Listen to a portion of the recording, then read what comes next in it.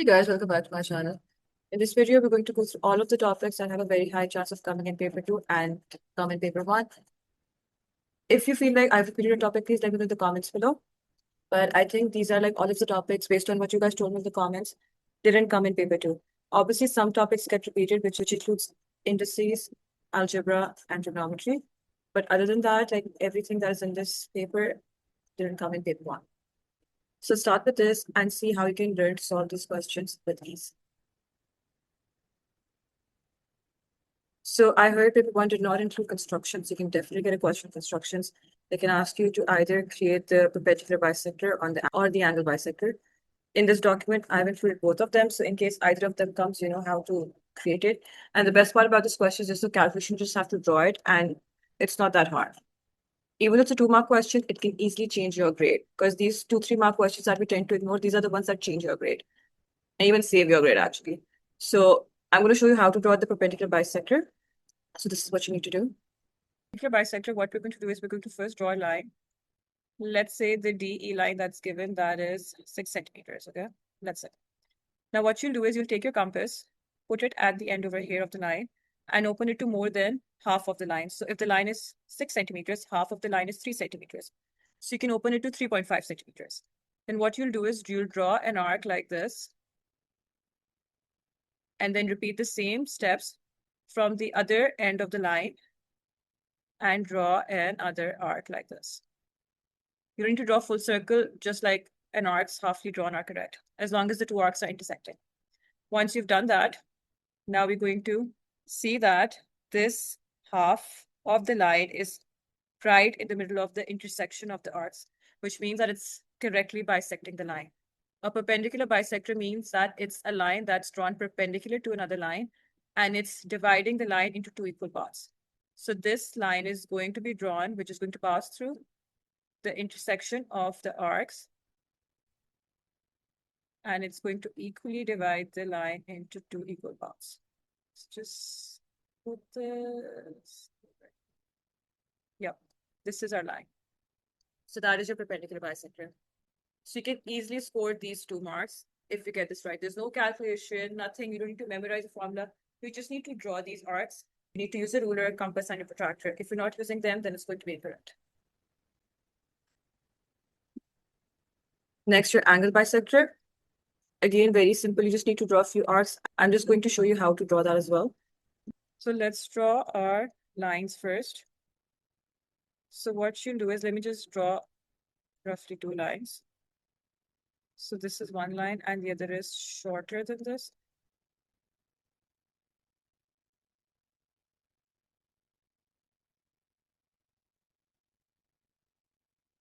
Okay, so what you'll do is you will take your ruler and your compass. You'll open your compass to more than half of the length of the lines. So this line is 4 centimeters for me and this is 6. So I'm just going to open it to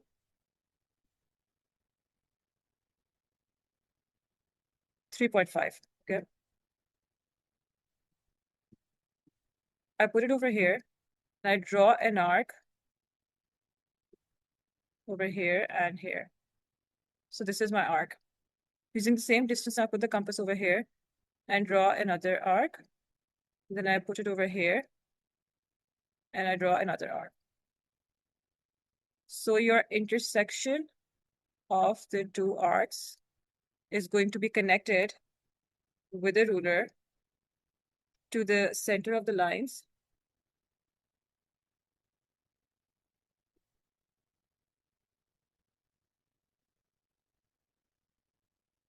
Like this. So this is your angle bisector. And we can check if it's bisecting it correctly or not, because bisect means to divide into 2 equal parts.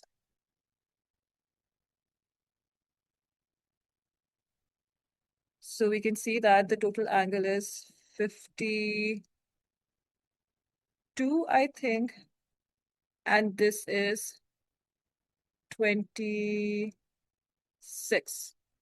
So 26 plus 26 is 52. So this is your angle bisector. To make sure that your angle bisector is correct, you will just take your protractor and measure the complete angle and see if the line that is passing through the arcs and this point over here, is it dividing the angle into two equal parts or not? If it is, then you're getting your 2 marks. If it's not, then it's incorrect. So very easy, 2 marks. Just follow these steps. You can easily score marks in this question.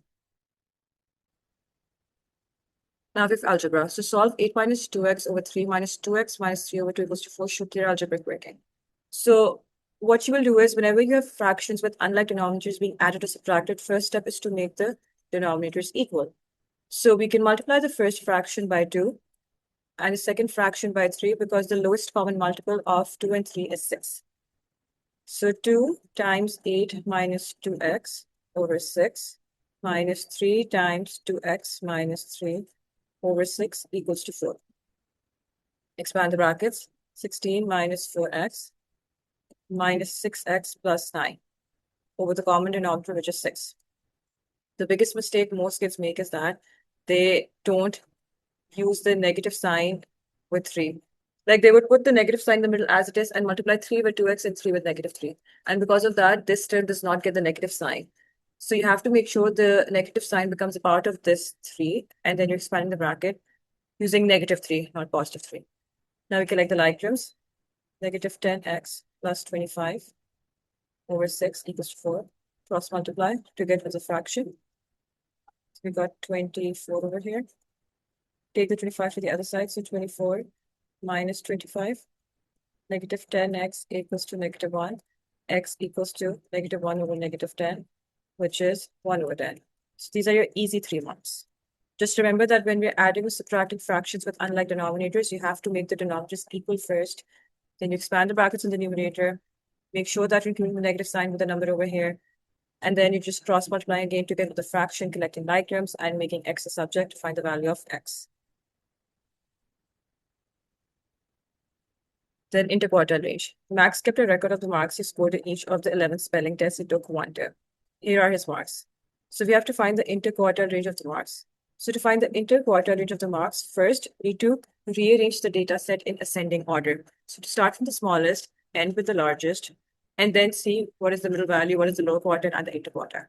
So smallest is 5, then we have 7, then we have 11, then we have 12, 13, 14, 15, 16, 17, and 18 is twice. So now the middle value is 1, 2, 3, 4, 5. 14 is your middle value because before 14 we have 5 values and after 14 we have 5 values. And after 14 we have 5 values. Now we find the middle of these 5 values. So the middle from 5 to 13 is 11, which is your lower quartile. And the middle from 15 to 18 is 17, which is your upper quartile. So interquartile range is your difference between upper quartile and lower quartile. So that is 17 minus 11, and that's 6. That's your answer. Simple as that. Remember to rearrange the data set in ascending order before you start finding the median, interquartile range, median, lower quartile, upper quartile, because if you don't rearrange it and then find it, then your value is going to be incorrect. Then indices. Simplify 3x squared y to the power of 5 whole power 4. Whenever there's a power inside the bracket, outside the bracket, you will multiply the powers, and the power gets distributed on the coefficient as well, not just the variables. So 3 to the power 4 times x power of 2 times 2 times y to the power of 5 times 4. 3 to the power 4 is 81, 2 times 4 is 8, and 5 times 4 is 20. Easy 2 marks again. Then expand and simplify. So what you can do is first you expand these two. So 4n squared minus 12n. Now you can times this by the other bracket. So that's 4n cubed plus 20n squared minus 12n squared minus 60n. Just going to be 4n cubed plus 8n squared minus 60n. The biggest mistake most kids make is that they multiply the 4n with n minus 3 and with n plus 5. That's incorrect.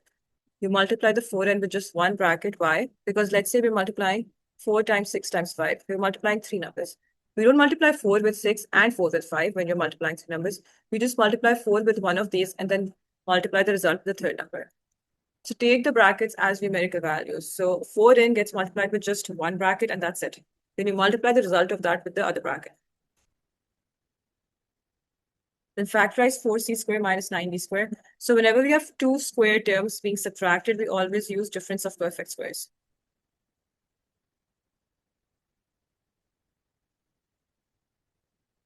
So 4 is 2 squared, c is already being squared, and 9 is 3 squared. So that's basically 2c minus 3d times 2c plus 3d. This is your factorized form for difference of perfect squares. Then simplify fully x squared minus 7x plus 12 or 4x minus x squared. So we have a quadratic equation in the numerator, which you will factorize using middle term breakage. And the denominator, what we can do is we can see if there's a highest common factor, which we can take to further simplify it. So for x squared minus 7x plus 12, we multiply the coefficient of x squared with the constant. So 1 times 12 is 12. Factors of 12 that we can use to replace 7, which is a middle term, are 4 and 3, because 4 times 3 is 12 and 4 plus 3 is 7. So x squared minus 4x minus 3x plus 12. Now we factor by grouping, split the equation to two groups. In the first group, we have x common. In the second group, we have negative 3 common. Between x and negative 3, we have x minus 4 common. So this is your factored form for the numerator. Now for the denominator, we have x common. So x bracket 4 minus x. Now we can see that in the numerator, we have x minus 4. In the denominator, we have 4 minus x. While the terms are same, the signs are different. So what we can do is we can take the negative sign common from the denominator. And this becomes negative x. And inside the bracket, we have x minus 4. Since the brackets are exactly the same now you can cancel them out. If you cancel them out without making the sign same, then your answer will be incorrect. You will not get full 3 marks. You might get 2 marks. So we cancel out x minus 4 because x minus 4 is divided by x minus 4. We're left with x minus 3 over negative x. That's your answer. Then you can get a question for indices where they're asking you to change the bases. So it says 2 to the power of 2y times 2 to the power of 3y plus 2 equals to 8 to the power of 5y over 4 to the 4 over 4 to the power of n. Find an expression for n in terms of y, show clear algebraic working, and simplify expression. So in these type of questions, we use change the base law for indices. So what we have to do is we have to make the base same for all of these exponents. So we can see that the prime factor base is 2, and we know that 8 is equal to 2 cube and 4 is equal to 2 square. So we can easily rewrite 8 as 2 cube and 4 as 2 square, and then all of the terms will have the same base of 2.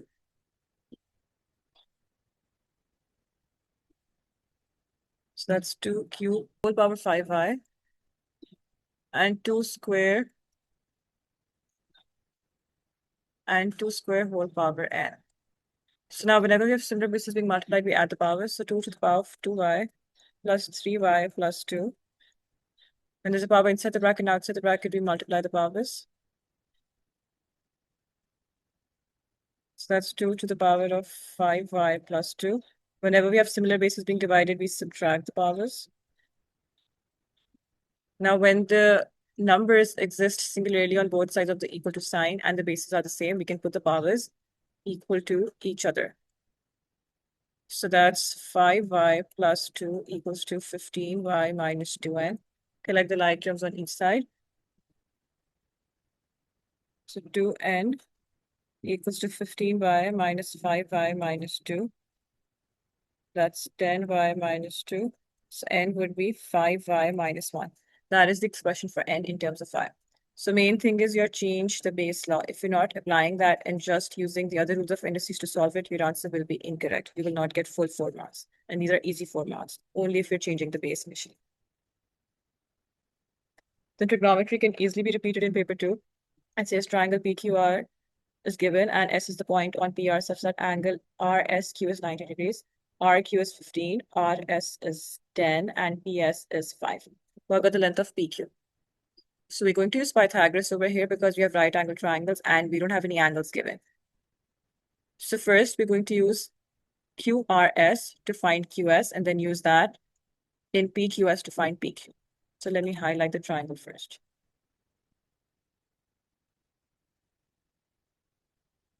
This is the triangle we're going to solve first for QS.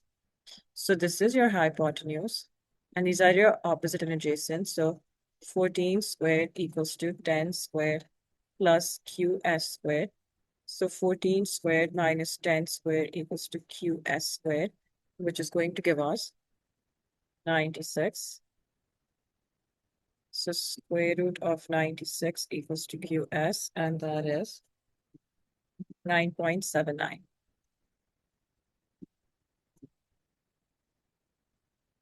Now we're going to use the other triangle, PQS. We have the length of QS now, which is 9.79. So again, Pythagoras, now we have to find the hypotenuse. So PQ squared equals to 5 squared plus 9.79 squared. That's going to be 121. Square root that. And that gives us 11. So 11 centimeters is the length of PQ. Simple as that. So for trigonometry, they can give you a question Pythagoras or so what they can mix it up with area or perimeter, like in a compound shape. So you need to remember Pythagoras is a square equals to b squared plus c squared. A is your longest length, and SOHCAHTOA over sine is opposite over hypotenuse. Cos is adjacent over hypotenuse, and tan is opposite over adjacent. Then cones and spheres. It says the diagram shows a solid cone and solid sphere. The cone has a base radius r and slant height L and perpendicular height h. The sphere has radius r. The base radius of the cone is equal to the base radius is equal to the radius of the sphere, given that k times volume of cone equals to volume of the sphere. Show that the total surface area of the cone can be written in the form of pi r square times k plus root of k square plus a over k, where a is a constant to be found.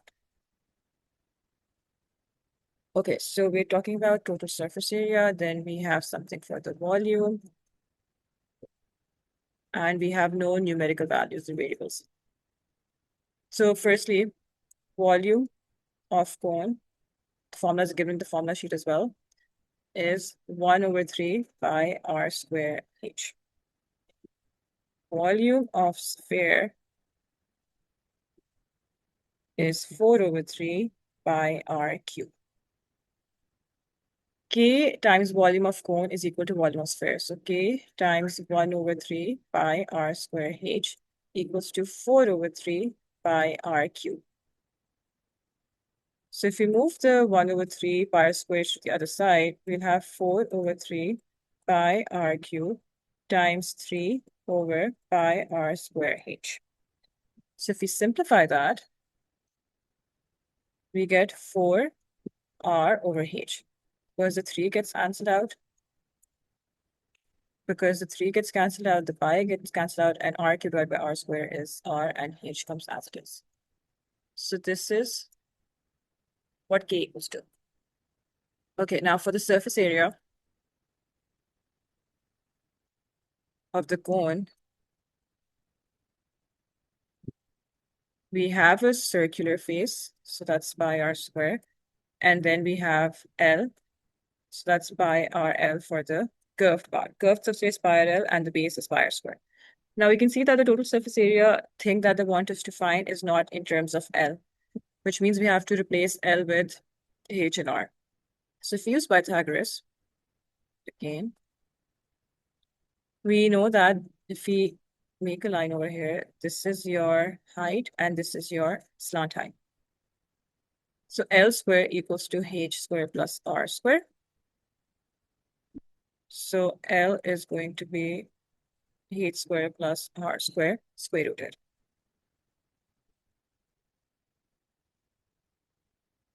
And over here, we can set in terms of k, not h. So I think we make h the subject over here. So 4r over k.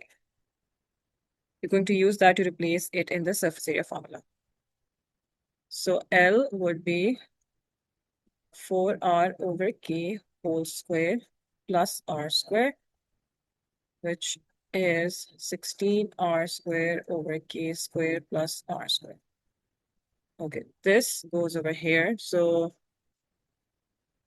total surface area of cone, pi r square comes as it is, and then pi r, and L is going to be square root of 16r squared over k squared plus r squared. Now this has to be in the form of this. Okay. So if we rearrange it firstly, pi r squared plus pi r, 16r squared plus k squared r squared over k squared.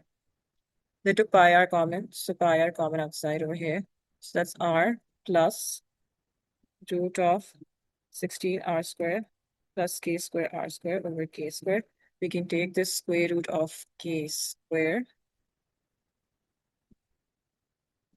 16r squared plus k squared r squared over k. We can also take r squared common and then take its square root.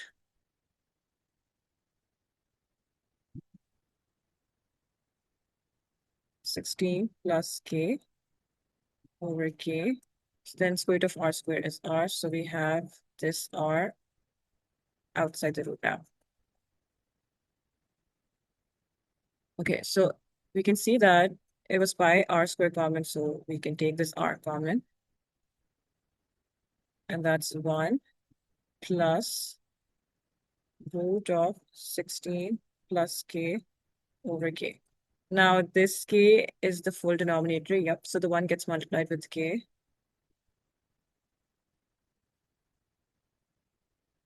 And I think we have exactly what the question was showing us. A value is 16, if I'm not wrong. Yep. Oh, that was a case first. This is k squared. These are k squares and yep, now it's correct. So that's your answer. So again, not that hard. The formulas are literally given the formula sheet for all of this. You just have to be careful when you're rearranging and making things the subject because you need to see what the answer is in terms of. The answer was in terms of just k. So that means H would be in terms of k as well, L would be in terms of k as well, and then you would find your answer correctly. And this was your 6-mark question. That's a lot of marks. Then we can have a question on spheres and cylinder as well, instead of sphere and cone. So it says here, are a solid sphere and a solid cylinder. The radius of the sphere is r centimeters. The radius of the cylinder is r centimeters. The height of the cylinder is 2r centimeters. The total surface area of the cylinder is k by centimeter square. Find expression for k in terms of r. So for the total surface area of the cylinder, we can see that we have 2 circular faces and then 1 curved path. So 2 pi r square for the circular faces and then 2 pi r h for the curved path. That is the total surface area of the cylinder formula. So we have k pi over here equals to 2 pi r square plus 2 pi r and height is 2r. 2 pi r square plus 4 pi r square. Add them up. That is 6 pi r square. Find expression for k in terms of r. So k is 6r squared because the pi's get cancelled out. Then it's saying, show that the ratio total surface area of the cylinder is to total surface area of the sphere is the same as the ratio of volume of cylinder is to volume of sphere. Okay, so now total surface area of sphere would be 4 pi r squared. So the ratio would be, we had 6 pi r squared. 6 pi r squared is to 4 pi r squared is 3:2. That is our ratio for the total surface area of the two shapes. Now for the volume of cylinder,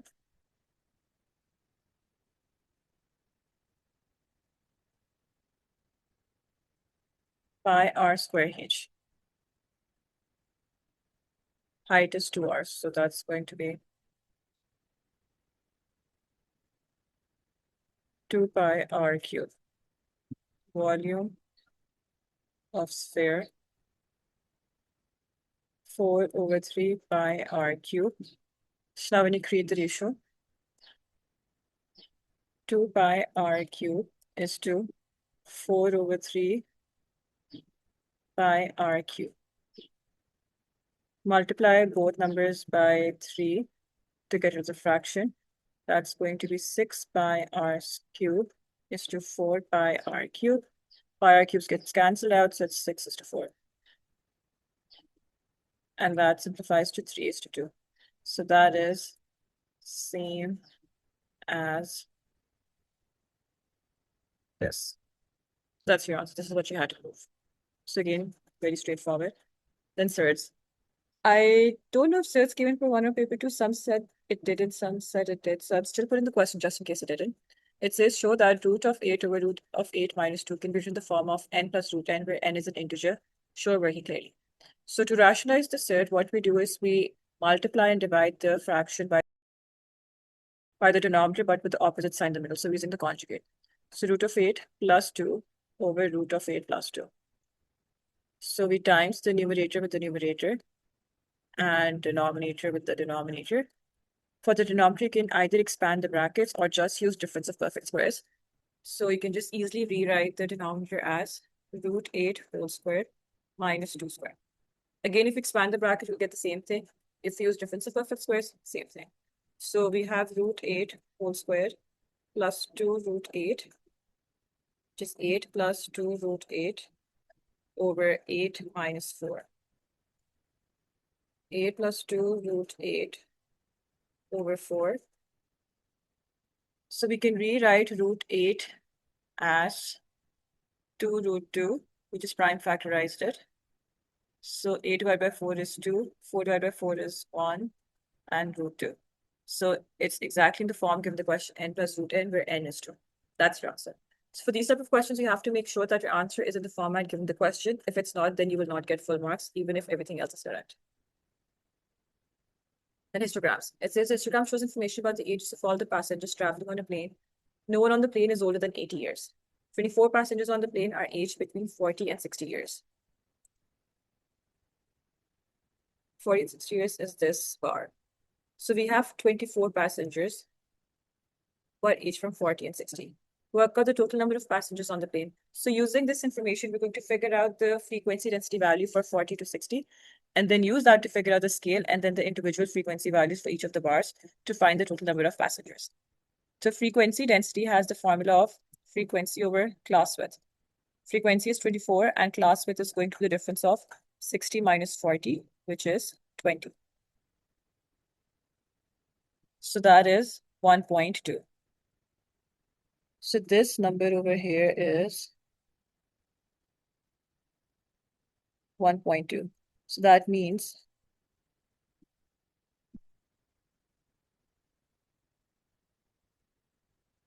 we have 1, 2, 3, 4, 5.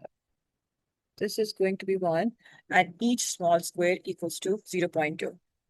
So this is 2, this is 3, this is 4, 5, 6, 7. Okay. So now this is going to be 1.8. This is going to be 6.4. This is 0.4. That's 2. That is 2. And this one is 0.8. Okay, so now we use these frequency density values to figure out the frequencies. So we have, for the first one, 10 times 0.4, that's 4. For the second one, we have 10 times 1.8, which is 18. Then we have 20 to 25, so 5 times 6.4, which is equal to 32. Then we have 25 to 40, so that's 15. 15 times 2, that's 30. 24 for this, and for the last one, 60 to 80, so that's 20 times 0.8, that's 60. So total passengers are 4 plus 18 plus 32 plus 30 plus 24 plus 16. That's going to be 124. So 124 are the total number of passengers on the plane. The passenger on the plane is picked at random. Work out the estimate for the probability that this passenger is older than 55 years old. So older than 55 years old is going to be, let me this. So we have 1, 2, 3, 4 columns over here. So 4 columns are equal to 24. So one column is going to be 6. So this number over here is 6, and then we have 16 over here. So the probability is going to be 6 plus 16 divided by 124. So that's 22 over 124, which can be simplified to 11 over 62. That's your answer. If you want to simplify it, you can simplify it, or you can even leave it as it is. Either way, it's correct. Then you can get an expanding bracket like this where you have triple brackets and not like we had over there. We had 2 brackets and then 1 term written outside. So again, same thing, you multiply the first 2 brackets and then times the result by the third bracket. So x plus 2 times 2x plus 3 times x minus 7. So for the first 2 brackets, that's going to be 2x squared plus 3x plus 4x plus 6 times x minus 7. That's 2x squared plus 7x plus 6. Now we expand these 2 brackets. So 2x cubed minus 14x squared plus 7x squared minus 49x plus 6x minus 42. Collect the like terms. 2x cubed minus 7x squared, and that's going to be negative 43x minus 42. That is your answer for this triple bracket expansion. Then we have kinematics. There is a particle P is moving along a straight line. The fixed point O lies on this line. At time t seconds, the displacement s meters of P from O is given by s equals to 4t cubed minus 6t squared plus 5t. At time t seconds, the velocity of P is v meter per second. Find expression for v in terms of t. So to get velocity, we always differentiate the displacement. So we have to find ds by dt. So we bring the power down, multiply it with the term, and subtract 1 from the power. Again, bring the power down, multiply it with the term, subtract 1 from the power. Bring the power down, multiply it with the term, subtract 1 from the power. So that's 12t squared minus 12t plus 5. T goes away because 1 minus 1 is 0. Anything to the power of 0 is 1. So this is your velocity because ds by dt is velocity. So that's your expression for v in terms of t. Then find the time at which the acceleration of the particle is 6 meters per second. So to find acceleration, we differentiate our velocity. So we have to find dv by dt now. So for dv by dt, we differentiate 12t squared minus 12t plus 5. That's going to be 24t minus 12. Put it equal to 6 because we need to find the time when the acceleration is 6. 6 plus 12 equals to 24t. 18 equals to 24t. 18 divided by 24 is t, which is going to be 3 over 4 seconds. That is the time at which the acceleration is 6 meters per second squared. Simple as that, nothing difficult. Just remember, when you differentiate displacement, you get velocity. When you differentiate velocity, it gives you acceleration. Then we have quadratic simultaneous equation. So for a quadratic simultaneous equation, you will always use the substitution method, never the elimination method. Elimination method is only used for a linear simultaneous equation, but for a quadratic, it's always substitution method. That's it. So this is your equation 1. This is your equation 2. We're going to substitute equation 2 in equation 1, which means wherever there is y in equation 1, we're going to replace that with 2x plus 1. So 2x squared plus 3 times 2x plus 1 whole square equals to 5. Expand the bracket. 4x squared plus 4x plus 1. Again, expand the bracket. 12x squared plus 12x plus 3 equals to 5. Collect the like terms.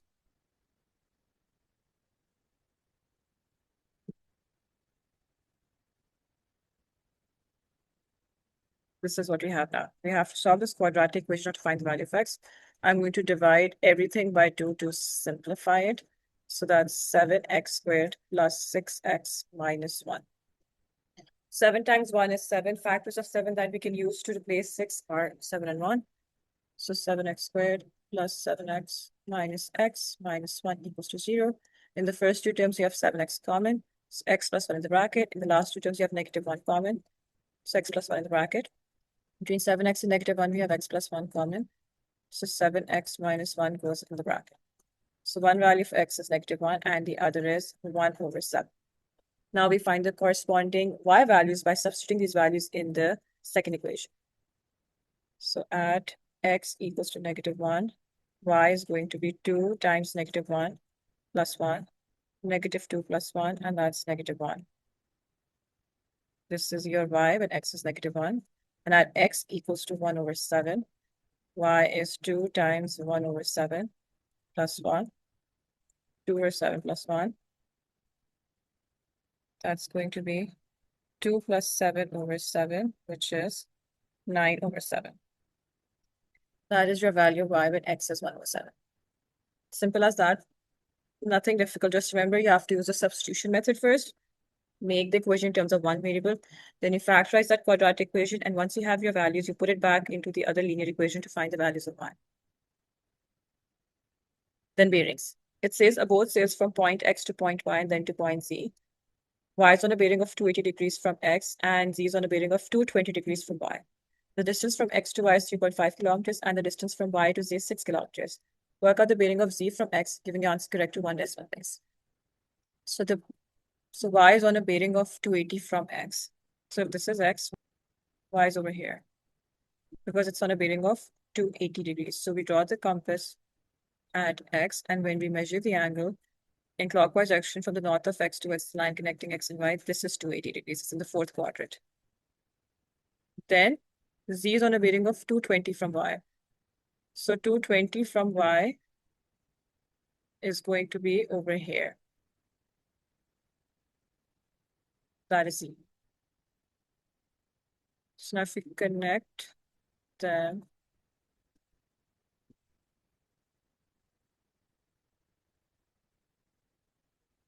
we have to find the bearing of Z from X. So basically, this is the bearing we're trying to find.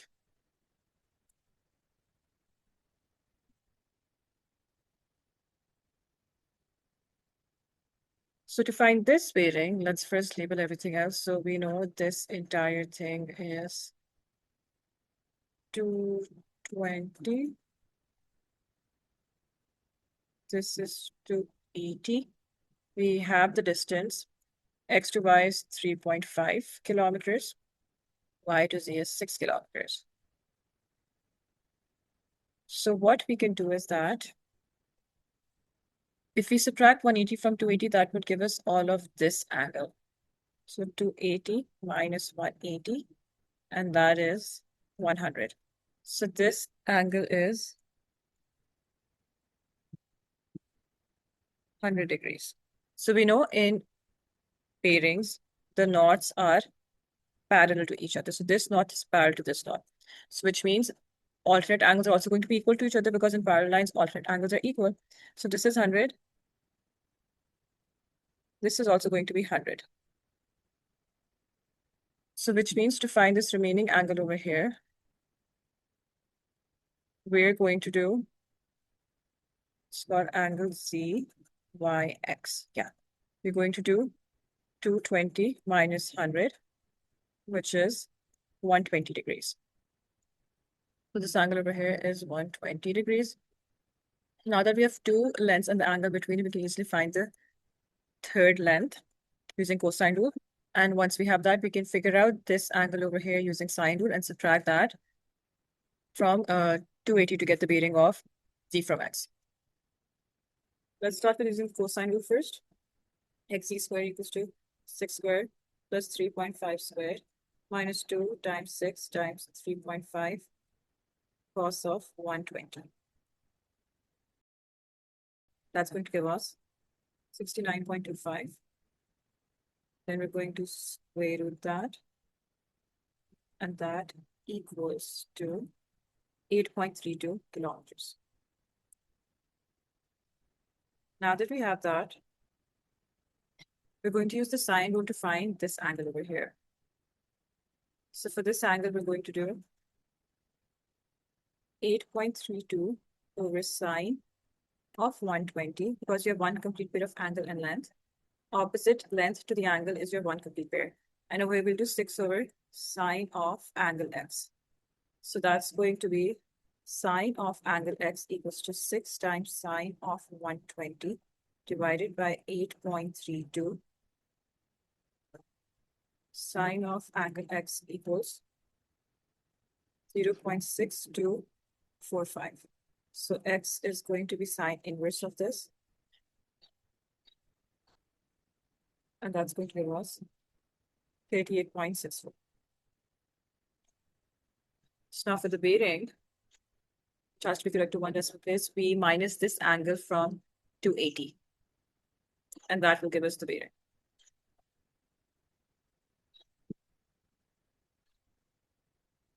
-280 minus 38.64, and that gives us 241.4 degrees.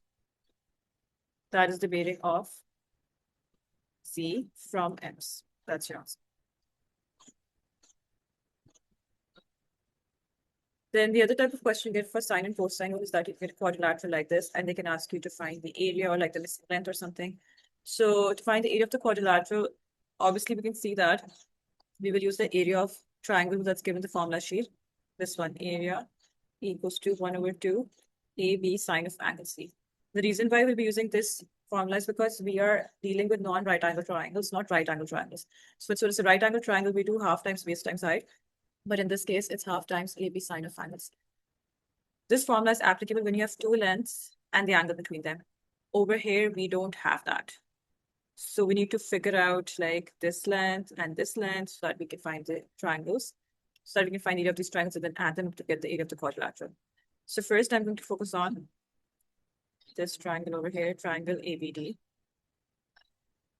I'm going to use the sine rule to find the length of AB. So we have one complete pair of angle and length.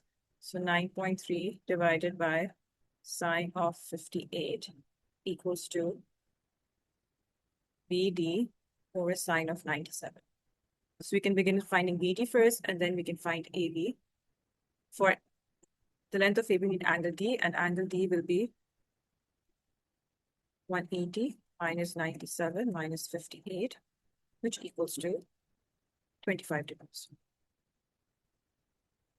So this is your angle D. So first we find this length, then we find that length, and then we find the area. So 9.3 times sine of 97 divided by sine of 58 equals to BD. And that gives us 10.88 centimeters.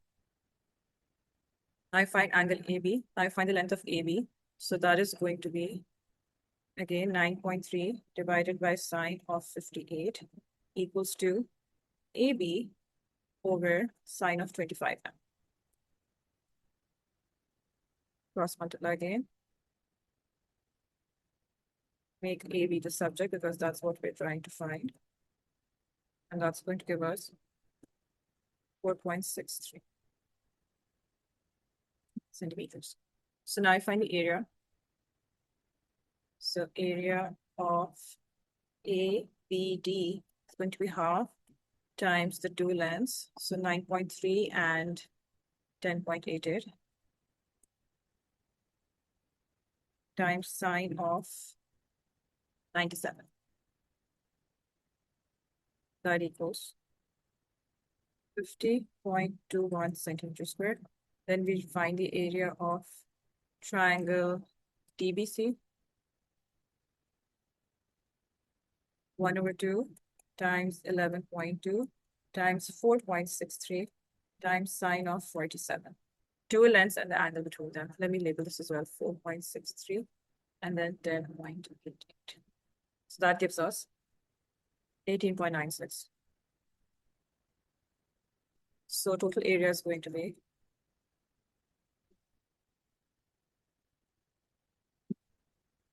sum of these two. So 18.96 plus 50.21, and that equals 69.17 centimeters squared, which correct to three significant figures is 69.2. That is your final answer. So do it step by step, find your missing lengths, and for the area, we need two lengths and the angle between them. If you don't have that, then you can't use the formula given the formula sheet. And factorizing a quadratic equation, so factorize x squared minus 11x plus 24. You multiply the quotient of x squared, which is 1, with a constant, so that's 24. Then you pick other factors of 24, which we can use to replace 11. So factors of 24 are 12 and 2, 2 and 3 times 8, 4 times 6, and that's it. So we will pick 3 times 8 because 3 plus 8 is also 11. So x squared minus 8x minus 3x plus 24. In the first two terms, we have x common, so x minus 8 goes in the bracket. In the last two terms, we have negative 3 common. Again, x minus 8 goes in the bracket. Between x and negative 3, we have x minus 8 common. So x minus 3 goes in the other bracket. So that is your factorized answer. You'll leave it over here. The factorized answer is in terms of brackets. It's not the actual value of x. When it says solve a quadratic equation, then you will give x equals to 8 and x equals to 3. But for factorization, give it in the form of brackets. Then we have 3D trigonometry. The question says the diagram shows a solid pyramid ABCDE with a horizontal base. The base BCDE of the pyramid is a square of side 10 centimeters. So all of these are 10. The vertex of the pyramid is vertically above the center of O of the base, so that AB equals to AC equals to AD equals to AE. So all of these are same. So we have identical triangles. The total surface of the pyramid is 360 centimeters square. Work out the size of the angle between AC and the base BCDE. So if I make a triangle over here, this is a right angle triangle.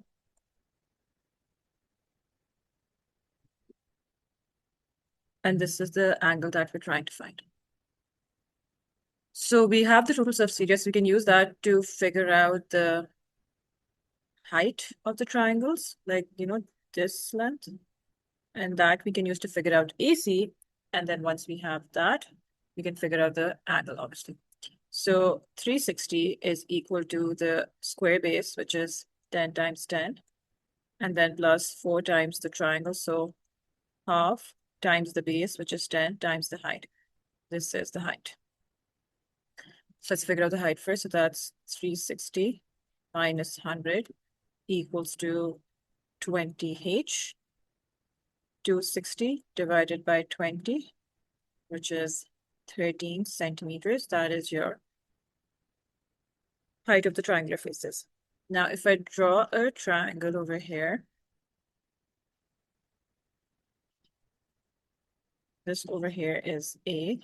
This in the corner is going to be C, and let's call this M. This is M over here. So we have to find AC. We just found AM, which is 13, and MC is going to be half of 10, which is 5. So use Pythagoras. AC squared equals to 13 squared plus 5 squared. AC equals to square root of 169 plus 25. That gives us 13.93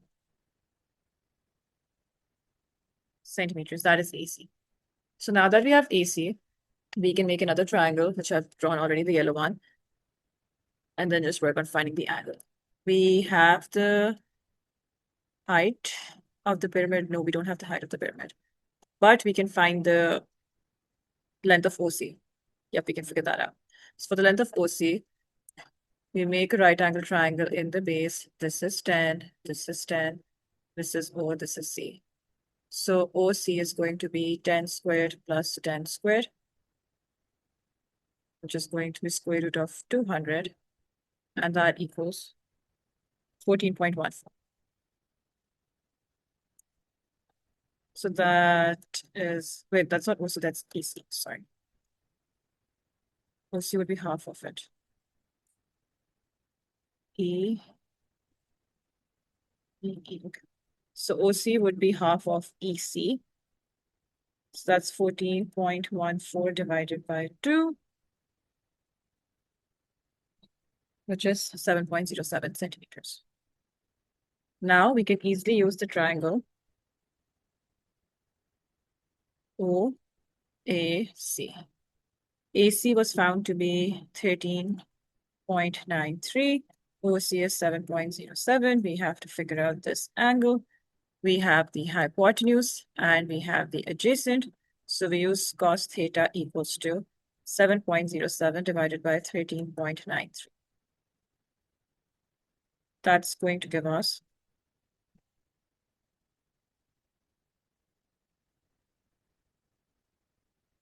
59.5 degrees. That is the angle that AC makes with the base and three significant figures. Yep. So that's it. That's your answer. So just divide the shape into a right angle triangle where possible. Then use Pythagoras and SOHCAHTOA to find the missing information, and you'll have your answer. It's not that hard. You just need to draw your triangles and visualize it properly. Then completing square form. Write 3x squared minus 12x plus 7 in the form of a times x plus b whole square plus c. So what we're going to do is we're going to take 3 common from the first two terms. So 3 bracket x squared minus 4x plus 7. Now this is the square that we're trying to complete. So complete square is a squared minus 2ab plus b squared, which is the same as a minus b squared in factored form. So our a squared is x squared, 2ab is 4x, b squared is what we're trying to find. So 2ab equals to 4x, x is a, so 2xb equals to 4x, b is 4x divided by 2x, which is 2. So we'll write 3 bracket x squared minus 4x plus 2 squared because we added a b squared. Now we'll do minus 2 squared as well because plus 2 squared did not exist before. So since we're adding something new, we have to subtract it as well. So now it's going to be 3 bracket x minus 2 whole square, which is the complete square, this one. And this minus 4 is outside this bracket because that's not a part of the complete square. Now we multiply the 3 with x minus 2 whole square and with 4, so that's negative 12 plus 7. Combine it, and that gives us negative 5. So 3 times x minus 2 whole square minus 5 is your answer in complete square form. If you've learned to find the completing square form using some other method, that is also fine. This is not the fixed method. This is not the only method. So you can use any of the method as long as it works. As long as it works with the marking scheme and you show your steps correctly. Then the line L is the line of symmetry of the curve with equation y equals to 3x squared minus 12x plus 7. Using your answer to part your otherwise write down equation of L. So if it's the line of symmetry, we use the completing square form, just 3 times x minus 2 squared minus 5. Now the completing square form basically gives us the coordinates for the vertex. So the vertex over here is 2, negative 5. This is your h value. This is your k value. These two give you the values of the vertex. So line of symmetry is your x point of the vertex. So which means our equation is going to be x equals to 2. That is your equation of the line of symmetry. Not the y value, not the coordinates, the x values, x equals to 2. That's your answer. Then transformation of graphs. A curve has equation y equals to f of x. There's only one maximum point on the curve. The coordinates of the maximum point are 4, 3. Write on the coordinates of the maximum point on the curve with equation y equals to f of x minus 5. So since we're directly subtracting from x, that means it's going to be a horizontal translation. But do we go to the left or right? When it's minus, we go 5 to the right. If it was plus 5, you would go 5 to the left. So since we're going 5 to the right, to the x value, you would just add 5. That's it. Nothing happens to the y value. What changes is the x value. Then it's y equals to 3 times f of x. F of x is your y. So that means we're multiplying 3 with y, which means we do 3 times 3, and that's 9. So again, nothing happens to x over here, only y changes. If both horizontal and vertical transformations are happening in the same equation, then yes, both coordinates will change depending on what's happening. But if it's just like something being multiplied to f of x or something is being added to subtract to f of x, then only y changes. And if something is being directly happening to x, then only x will change. Then we have the transformation of trigonometric graphs. Here's a graph of y equals to a sine of bx for x is greater than equal to 0 but less than equal to 360. Find the value of a and b. So value of a is your half of the amplitude. So this is your full height of the wave. So half of it is going to be 2. So a value is 2. You just see what is the full length and then you divide that by 2. So basically, if you want to show the steps, it's a equals to 2 minus negative 2. So you find the difference of this divided by 2, and that's 2. That's how we get a. Then for b, that is your horizontal translation. So it's a sine graph. Originally, a sine graph is like this. From 0, 180, 360. Your maximum value is at 90 and minimum value is at 270. Over here, our maximum value is at 90, that's correct. And minimum value is at -2, that is also correct because the graph has been multiplied by 2. So there is no horizontal translation actually. If you look at the original graph from 0 to 360, it's just one complete wave. Over here from 0 to 360, we have 1, 2, 3 complete waves, which means B is going to be 3. Because now one wave is from 0 to 120. So from 0 to 360, we have 3 waves. Hence, your x value is being divided by 3. Only then you can get one wave in 120. Otherwise, it has to be from 0 to 360, and it's going to be just one wave. So B is going to be 3. Then next we have a cosine graph. I chose both of them in case either of them comes, you know how to solve it. And you should know the original shape of the graph as well to avoid any confusions. So it says here's a sketch of the graph y equals to a times cos of x plus b, where x is from 0 to 360. Given that b is from 0 to 180, find the value of a and b.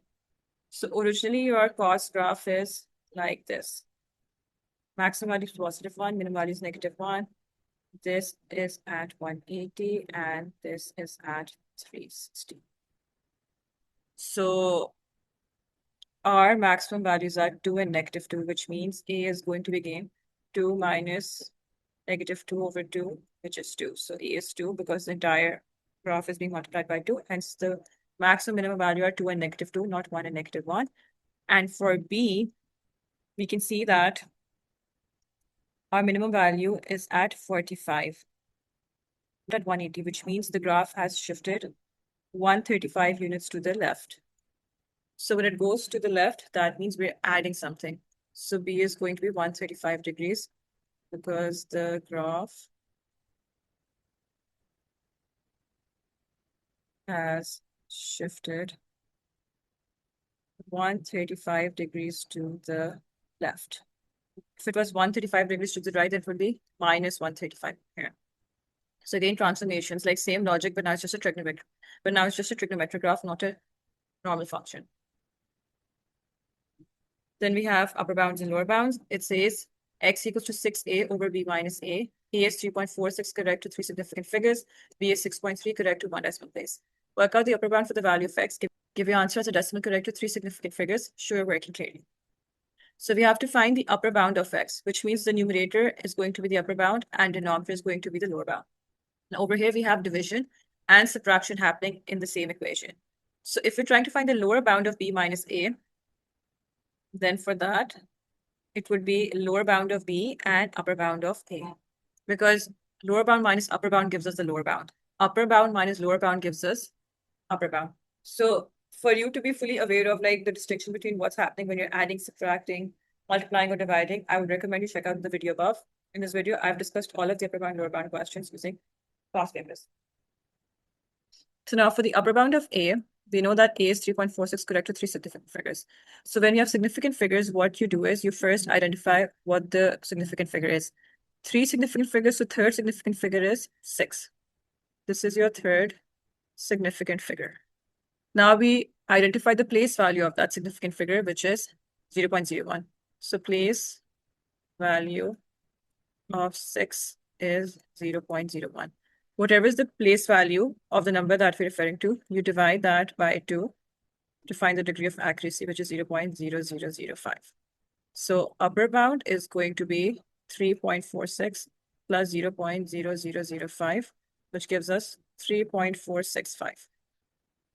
Now for the lower bound of the denominator, b minus a, for b, we need the lower bound. So that's 6.3 correct to 1 decimal place. So place value of the first decimal place, which is 3, is 0.1. So you do 0.1 divided by 2, which is 0.05. You always divide by 2, not by anything else. So lower bound would be 6.3 minus 0.05, which is 6.25. So x is going to be upper bound of a, so 6 times 3.465 divided by 6.25 minus 3.465. And that's going to give us 7.46 correct to 3 significant figures. That's your answer. Then simplify fully, x to the power 12, y to the power of 8, whole power 3 or 4. So this is the same as what we did previously, but now there's a fractional power, not a whole number. So steps are still the same. Whenever there's a power inside the bracket, outside the bracket, you will multiply the powers. So x to the power of 12 times 3 over 4 times y to the power of 8 times 3 over 4. So 12 times 3 over 4 is 9, so x to the power of 9, and 8 times 3 over 4 is 6. So y to the power of 6 times x to the power of 9. That's your answer. Simple as that. Just remember your rules of indices because indices are going to come again. Then HCF and LCM. So we have A, which is 3 squared times 5 to the power 4 times 7, and B is 3 to the power 4 times 5 cubed times 7 times 11. Find the highest common factor. For the highest common factor, what you do is you pick your common numbers. Common numbers are 3, 5, and 7. So these are the common numbers. We'll pick those first. So 3 times 5 times 7. Now for the powers, you will pick the powers that are smallest for these numbers. So for 3, 3 squared is smaller. For 5, 5 cube is smaller. And for 7, the power is the same, which is 1. So we just keep it as it is. So 3 squared times 5 cube times 7. That's it. That's your answer. So for HCF, you pick the common numbers and then the smallest powers for those numbers. For LCM, what you will do is you will pick all of the numbers. So 3 times 5 times 7 times 11. And I will pick the highest powers. For 3, the power will be 4. For 5, it's going to be 4 again. For 7, it's the same. And 11 is the same. So that's your distinction. For HCF, the smallest powers for the common numbers. For LCM, all of the numbers and the highest powers for each of them. Then standard form, right? In 40,000 standard form, every whole number has a decimal at its end. So you move the decimal 1, 2, 3, 4, 5 places to the right, to the left, because the decimal needs to be after the first non-zero digit, and the power of 10 is the number of places you've moved the decimal. If you move the decimal after 4, it's going to be incorrect. It's not going to be standard form. If you move the decimal before 8, again incorrect because the number needs to be after the first non-zero digit, not before it. Then work out 6 times 10 to the power of 7 divided by 8 times 10 to the power of -2.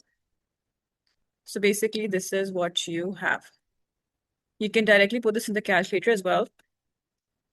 And that would give you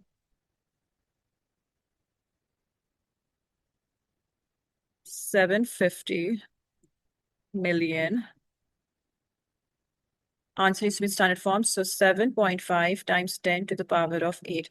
Because you move the decimal 1, 2, 3, 4, 5, 6, 7, 8. That's where the decimal needs to be. So simple as that.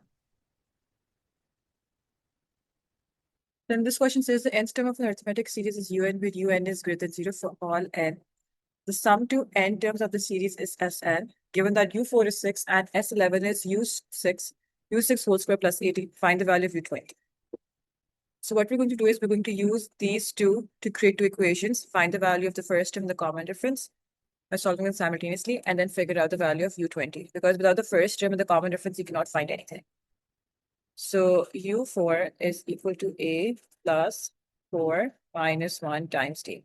So 6 equals to a plus 3d. That is your first equation.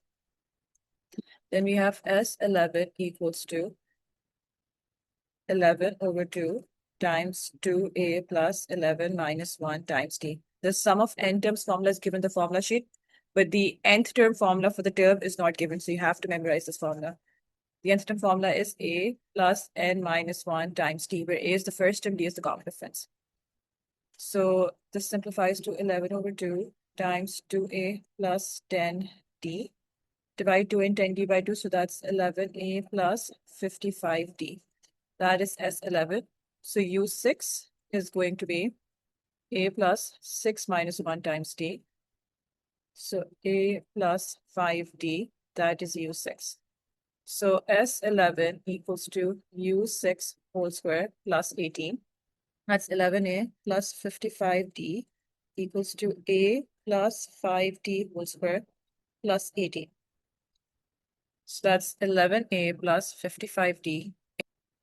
Find the bracket a squared plus 10ad plus 25d squared plus 18. If you notice, this equation is in terms of a and d, whereas this one is also a and d, but we can easily make a the subject over here and then substitute that into this part to make the entire equation in terms of d. So if we do 6 minus 3d equals to a, over here, and over here I say sub equation 3. So that's going to be 11 times 6 minus 3d plus 55d equals to 6 minus 3d squared plus 10d times 6 minus 3d plus 25d squared plus 18.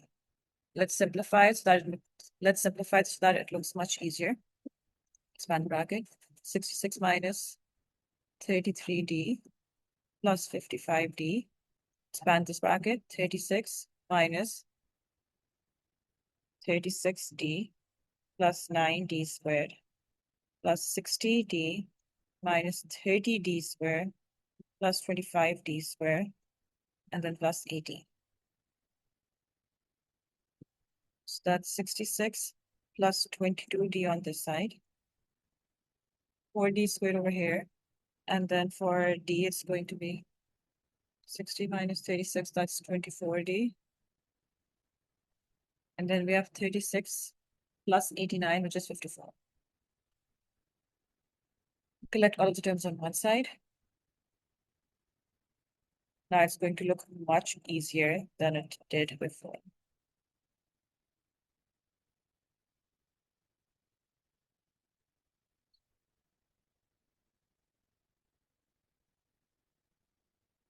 Okay, so we can divide all of these terms by 2 to simplify. 2d squared plus d minus 6.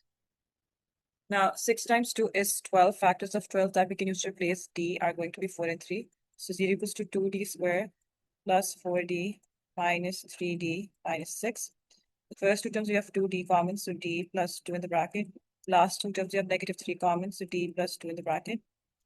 So we have d plus 2 times 2d minus 3. So one value of d is negative 2 and the other is 3 over 2. Over here, they've told us that un is greater than 0. Okay, so we have to be mindful of this. Now I find the a value. So a is going to be at negative 2. It's 6 minus 3 times negative 2, which is 6 plus 6. And that's 12.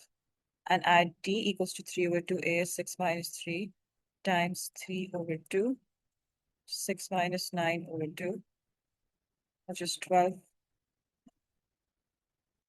Is 12 minus 9 over 2, and that is 3 over 2. So now we have to use that nth term formula, which is greater than 0. So we can't use the negative values. So let's see. Un is a plus n minus 1 times d. So if we use the first set, where a is 12 plus n minus 1 times negative 2, we're getting 12 minus 2n plus 2. That's 14 minus 2n. Okay, and for the other one, we're getting 3 over 2 plus n minus 1 times 3 over 2.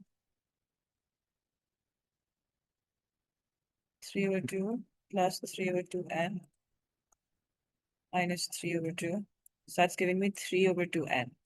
So I think this one is correct because in this we'll always have the nth term as positive value. Over here, the moment the number goes bigger than 14, like over here, if we use n equals to 8 onwards, it's going to be a negative value, not positive. So this one is the correct nth term. Now we find the 20th term because that's what the question asks us to do. So U20 is going to be 3 over 2 times 20, which is 30. That is the final answer. So main thing in this was to make sure that you use that nth term which is greater than 0. So this one is going to be consistently greater than 0, whereas 14 minus 2n will stop being greater than 0, 8th term onwards. The 6th term, it's going to be greater than 0. Then at the 7th term, it's going to be equal to 0, and then it's going to be less than 0. So this one is not correct in this case. Then ABC is an isosceles triangle with AB equals to AC. So let's draw this.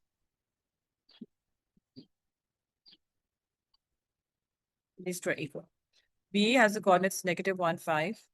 C has the coordinates 2, 10. M is the midpoint of BC. Find the equation of the line through the points A and M. So obviously it's going to be perpendicular to this. You can answer in the form of Py plus Qx extra where P, Q, and R are integers. I heard perpendicular lines came in paper 1, but you can get a mixture like a bigger question like this. And this is like, how many marks? This is 5 marks. So this is a good number of marks. You can get a big question like this, even if it came in paper 1. So we have 3 points A, B, C, and we know M is the midpoint of CB. So we can easily find the coordinates of M first.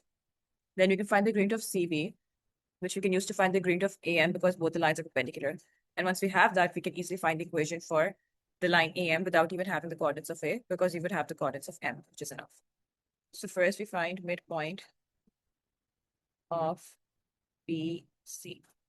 So x1 plus x2 over 2, comma y1 plus y2 over 2. You have to memorize this formula. It's not going to be given the formula sheet. 2 plus negative 1 over 2, 10 plus 5 over 2. That's 1 over 2, and that's 15 over 2. Our gradient of BC, that's y2 minus y1 over x2 minus x. That's 5 minus 10 over negative 1 minus 2. Negative 5 over negative 3, which is positive 5 over 3. So when two lines are perpendicular, the gradient of line 1 times gradient of line 2 always equals to negative 1, which means 5 over 3 times m2 equals to negative 1, and m2 equals to negative 3 over 5.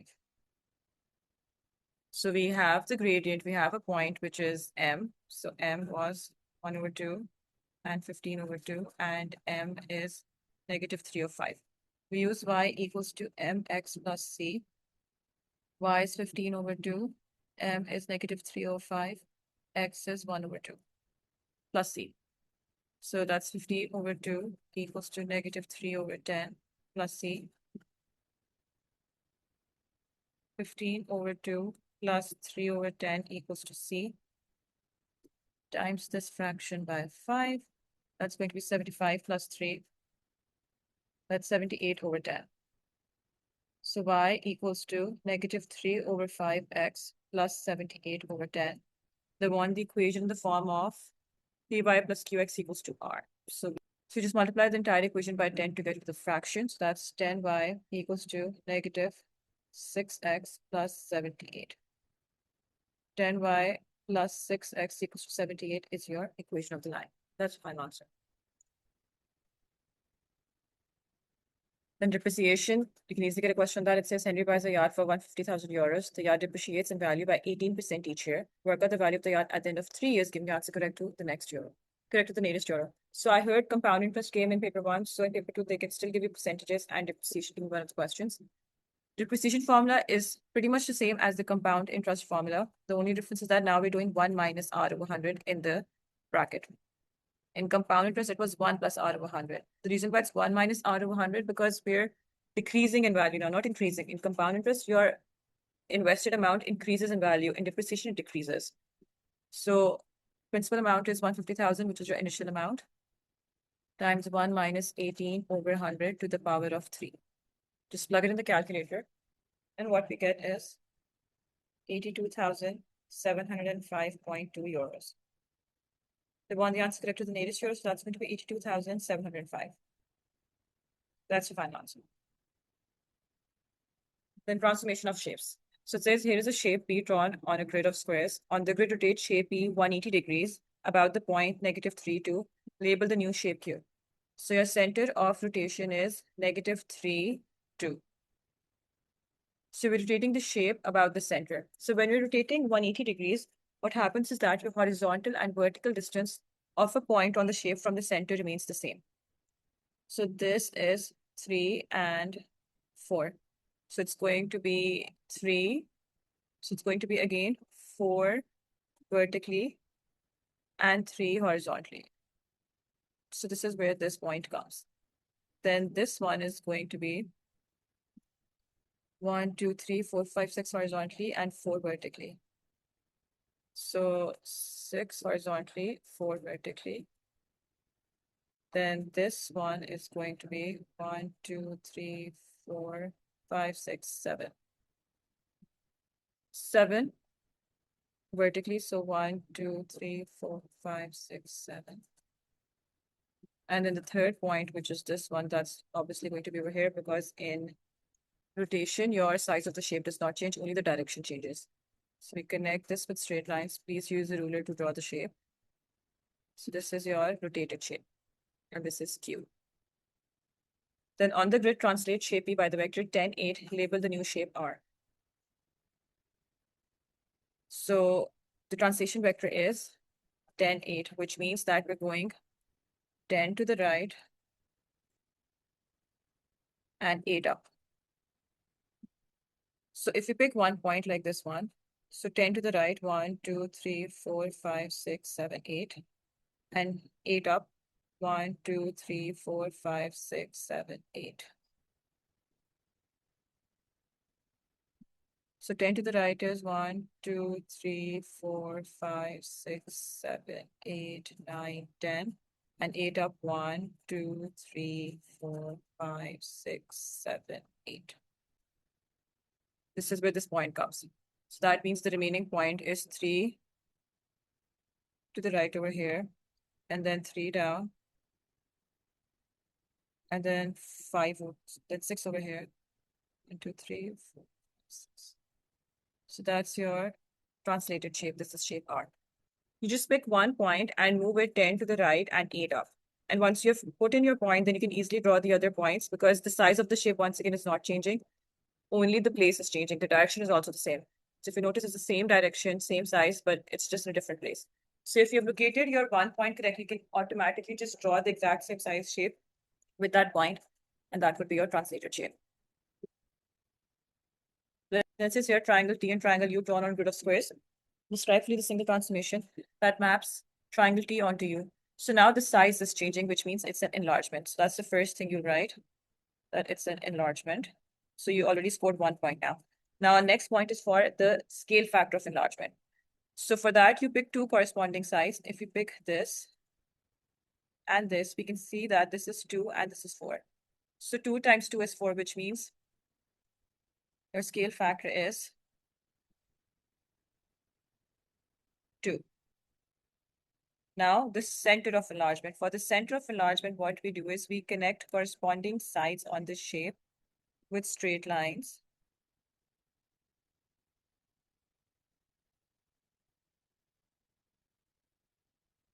This is that is your center of enlargement. This one. Yep, negative 3, 3. So you just connect corresponding points with straight lines, and the point through which all of these lines are intersecting, that is your center of enlargement. So about the center, negative 3, 3. So if you write these three things, you're getting 3 marks. It doesn't matter if you're writing a sentence or whatever. These 3 keywords need to be with there: enlargement, scale factor, and then your center. If these 3 things are mentioned, you're getting your marks. Then it says, given that B is bigger than A but smaller than C, the 4 whole numbers A, B, and C have a mode of 7. So A, B, and C. They're whole numbers. That's another keyword. They have a mode of 7, a median of 8.5, and a mean of 9. Obviously, if the mode is 7 and A is being repeated, so A is going to be 7. That's a given thing. Now, median is 8.5. Median is the middle value. So that's between A and B. So 8.5 equals to 7 plus B over 2, because we know A is 7. So 8.5 times 2 equals to 7 plus B, which is 17. Then you minus 7. So B is 10. So this is 7, this is 10. Now C, we know mean is 9. So that means 9 is going to be the sum of A plus B plus C divided by the total number of numbers we have, which is 4. So 9 times 4 equals to 7 plus 7 plus 10 plus C. 36 equals to 24 plus C. 36 minus 24 is equal to 12. So C is 12. That's your answer. So for this type of question, you need to know the difference of mean, median, mode, and range. If you don't, then obviously you will struggle. Otherwise, they're easy 4 marks that you can easily score. Then algebraic proofs. Algebraic proofs didn't come in paper one, so definitely coming in paper two. It says proof algebraically that the product of any two odd numbers is always an odd number. So for this question, you need to know basic terminology like what is an odd number, what's even number, what's consecutive odd numbers, consecutive even numbers, square numbers, cube numbers, multiples, factors, like what are these things? Because you have to create an algebraic term for each of these based on what the question is asking you to do, and then create an equation to prove the statement given the question. In our case, they're saying the product of any two odd numbers. For an odd number, we can say that 2x minus 1 is odd because 2x is an even number. Anything multiplied by 2 is even. So if we take away 1 from that, that's going to be odd. And then the next is going to be 2x minus 3 because when you take away 3 from it, again, it's going to be an odd number. So we need any two odd numbers. So I just picked these, even though it doesn't say consecutive, but it says any two odd numbers. So I'm picking consecutive in this case. It doesn't make a difference. So the product of any two odd numbers is always an odd number. So 2x minus 1 times 2x minus 3. So that's 4x squared minus 6x minus 2x plus 3. That's 4x squared minus 8x plus 3. Now, no matter what x is over here, we're adding 3 at the end. So let's say we put x equals to 2. That's it. So that's 4 times 2 squared minus 8 times 2 plus 3. That's 2 2s are 4, 4 4s are 16, minus 16 plus 3. We're getting a 3, which is an odd number. Now, if we put an odd number, let's say put x equals to 3. So that's 4 times 3 squared minus 8 times 3 plus 3. 3 squared is 9, 9 times 4 is 36, 8 times 3 is 24. 36 minus 24 is 12. 12 plus 3 is 15, again odd. So it's proven that the product of any two odd numbers is always going to be odd. I would suggest you look at my video for algebraic proofs because in that video, I've discussed several different questions for this topic in past papers. So the more you will realize it's not that hard. And these are easy 4 marks that you can score without even doing any technical calculation or remembering any form. It's just common sense for this. Then ratios. It says C grams of chocolate is shared in the ratios 2:5:8. The difference between the largest share and the smallest share is 390 grams. Work out the value of C. So whenever we have ratio, first thing is to create a fraction using the ratio for the things that are present in the ratio. So we have large, medium, and small. So for large, obviously it's going to be the biggest share. So 8 out of 2 plus 5 plus 8. So that's 15. For medium, it's going to be 5. So 5 over 15. And for small, it's opposite 2 over 15. So we don't know what the actual share is, like the total share, because that's what they're asking us to find, which is C. But we know the difference between the largest and the smallest. So let's assume that C is X. So 8/15 of X is the largest, 5/15 of X is the medium, and 2/15 of X is small. So difference between 8 over 15x minus 2 over 15x is given as 390. So 8x minus 2x is 6x over 15. That's 2x over 5. Cross multiply. So 2x equals to 1,950. So x would be half of it. So 1,950 divided by 2, that's 975. That is your value of C. So again, very simple. Just remember, use the ratio to create fractions for each category and then use those to figure out the total value. Then solve the equation 5 over x plus 2 plus 3 over x squared plus 2x equals to 2. Show clear algebraic working. I heard algebraic fractions didn't come in paper 1, can definitely come in paper 2. So whenever we're adding fractions with unlike denominators, whether it's a numerical fraction or like an algebraic fraction, first step is to make the denominators equal. So for that, I will first simplify this because we can easily take x common over here. And that would show us that it's 3 over x times x plus 2.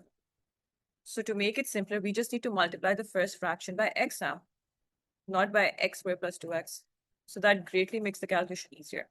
So remember, if we have something like this, simplify it first and then see what needs to be added and then see what needs to be multiplied to both the fractions to make the denominators equal. So 5x over x times x plus 2 plus 3 over x times x plus 2 equals to 2.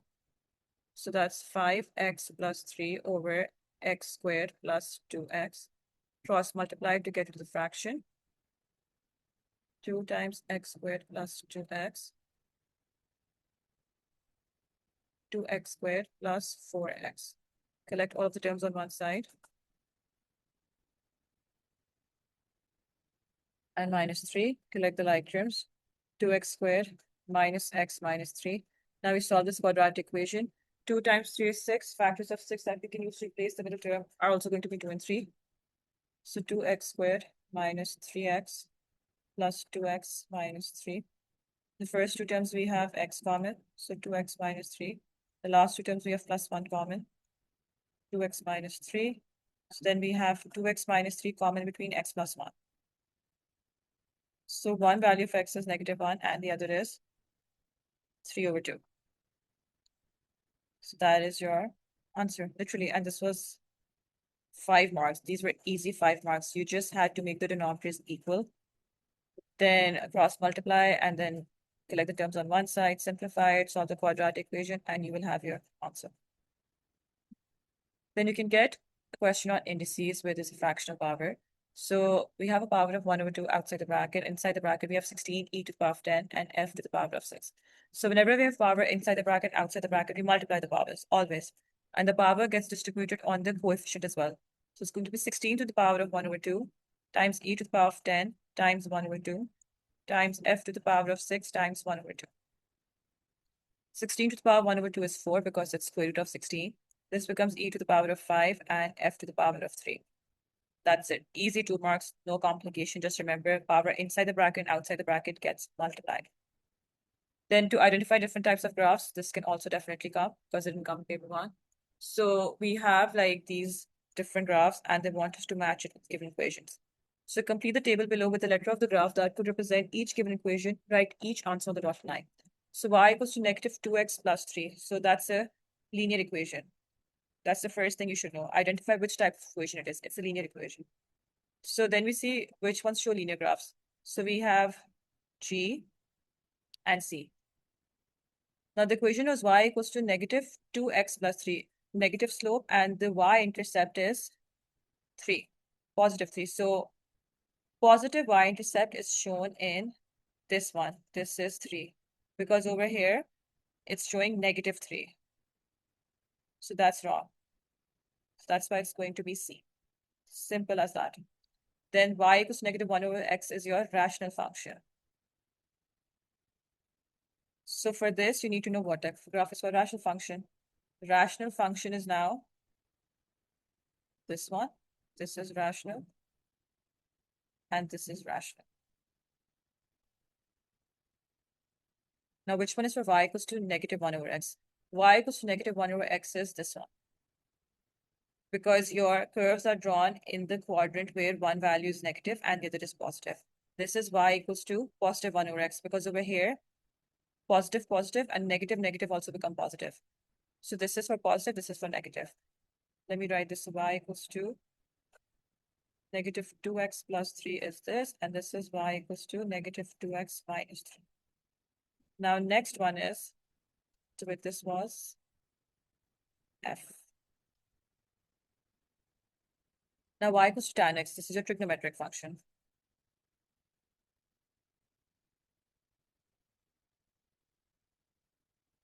So for this one, that's this. This is tan x. This one is your sin x. In case you get confused, this is sin x, this is tan x. So that's D. And lastly, y equals to x plus 1 times x minus 1 times x minus 2. Whenever we have 3 x-intercepts, it's a cubic equation. So now we see which shows 3. So for 3, it's just this one. This is your cubic equation. 3 intercepts 1, 2, 3. So that's H. Let me write what the other ones are in case you ever see any of these. This is y equals to 1 over x squared. This is y equals to x squared. This is your quadratic one. And yeah, everything else is stable. So these are the different types of graphs that you need to know. If it was y equals to negative 1 over square, this would be a graph for y equals to negative 1 over square, 1 over x square, sorry. And for this is your y equals to negative x square, quadratic again. And for cos, it's like this. This is y equals to cos x. So these are all of the graphs that you need to know about. Then recurring decimals. It says use algebra to show that 0.345 recurring is 19 over 55. So 4 and 5 are the recurring numbers. So you begin with writing that you assume that x equals to 0.345 recurring. So 4, 5 are the repeated numbers, not 3. Now we're going to times x by 10. So that's going to be 10 times 0.345 recurring, which gives us 3.45 recurring. And that's 10x over here. So first you multiply by 10 and next you multiply by 1000. The reason why we're multiplying x by 10 and 1000 is because we're trying to move the decimal. And when we're trying to move the decimal, we're trying to make sure that the numbers after the decimal are exactly the same. When the numbers after the decimal are exactly the same, what we can do is we can subtract both the equations and then get rid of the decimal. So this way you will get your whole number. So we do 1000x minus 10x on this side, and then 345.45 recurring minus 3.45 recurring on this side. So that's 990x equals to 342. So x is going to be 342 divided by 990. So this comes in the 3 times table as well. Yeah, I think we can go higher. 9 times table as well, yeah. So that's going to be 342 divided by 9 is 38 over 110. You divide this by 2, that's going to be 19 over 55. So first we divided by 9, then we divided by 2. So that's your answer. Simple as that. First, you write the recurring decimal as x, open it up, multiply it by 10 first, then multiply it by 1000, minus them. The decimal is gone now because everything after the decimal is same. So when you minus them, there's no decimal. We have whole numbers. Then you make x the subject, create a fraction, simplify it. That's it. Then we have intersecting chord and secant theorem. So this is intersecting secant theorem. It says A, B, C, and D are points on a circle. A, B, P, and D, C, B are straight lines. AB is 16 centimeters, BP is 14, and CP is 12. Work out the length of DC. So for this, you just need to know the formula, which is that you're multiplying your entire secant by the part that's outside of the circle, and then putting equal to the same for the other one, entire secant times the part that's outside the circle. So that's basically PA times PB equals to PD times CP. So PA is going to be 16 plus 14. PB is 14. PD is going to be X plus 12. And CP is 12. DC is X basically. Or let me just write DC over here. That will make it easy. DC. So that's going to be 16 plus 14, which is 30. 30 times 14 divided by 12 equals to DC plus 12. That's 35. Then we do 35 minus 12, and that is 23. So DC is 23. Simple as that. So if you just remember this formula, question is very good. You can easily score these 3 marks. There can be intersecting chord theorem. So for that, you're basically multiplying parts of the chord. So it's going to be PA times PB equals to PC times PD. This is your intersecting chord theorem. For the secant, it was the entire secant multiplied by the part that's outside the circle. Over here, it's the parts of the chord being multiplied to each other. That's going to be 9 times 6 equals to 8 times PD. So 9 times 6 over 8 is PD. 9 times 6 is 54. 54 divided by 8 is 6.75. That is your length of PD. That's it. Easiest 2 marks. Then we can get a question on trigonometry where it's mixed up with like compound shape. So it says that in the diagram, ABC is a right angle triangle and DEF is a semicircular arc. In triangle ABC, BC is 24 centimeters, angle ABC is 90, and angle BC is 30. The points D and F lie on AC, so that DF is the diameter of the semicircular arc DEF. The radius of the semicircular arc is 3 centimeters. We have to work out the length of AFEDC correct to two significant figures. So if I highlight this, it's basically talking about this, this, and this. This is what we need to find, the length of this part. So for FED, which is basically the arc length, we can easily use the radius to figure that out. Circumference of a circle is 2 pi r. So for half a circle, it's going to be pi r. So that's pi times 3, which is 9.42.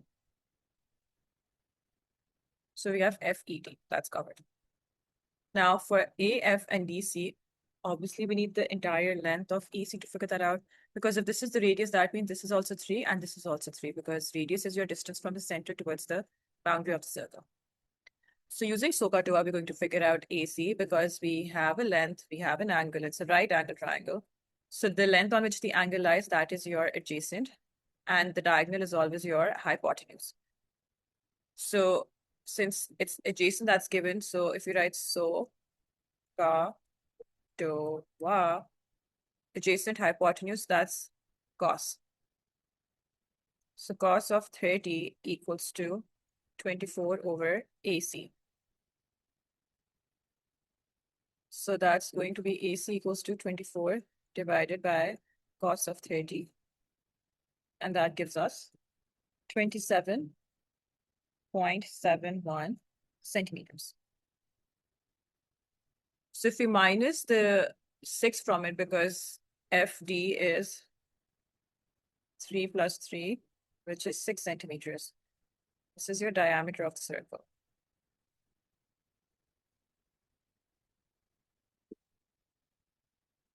So minus that, that gives us the length that is outside, like, the semicircle.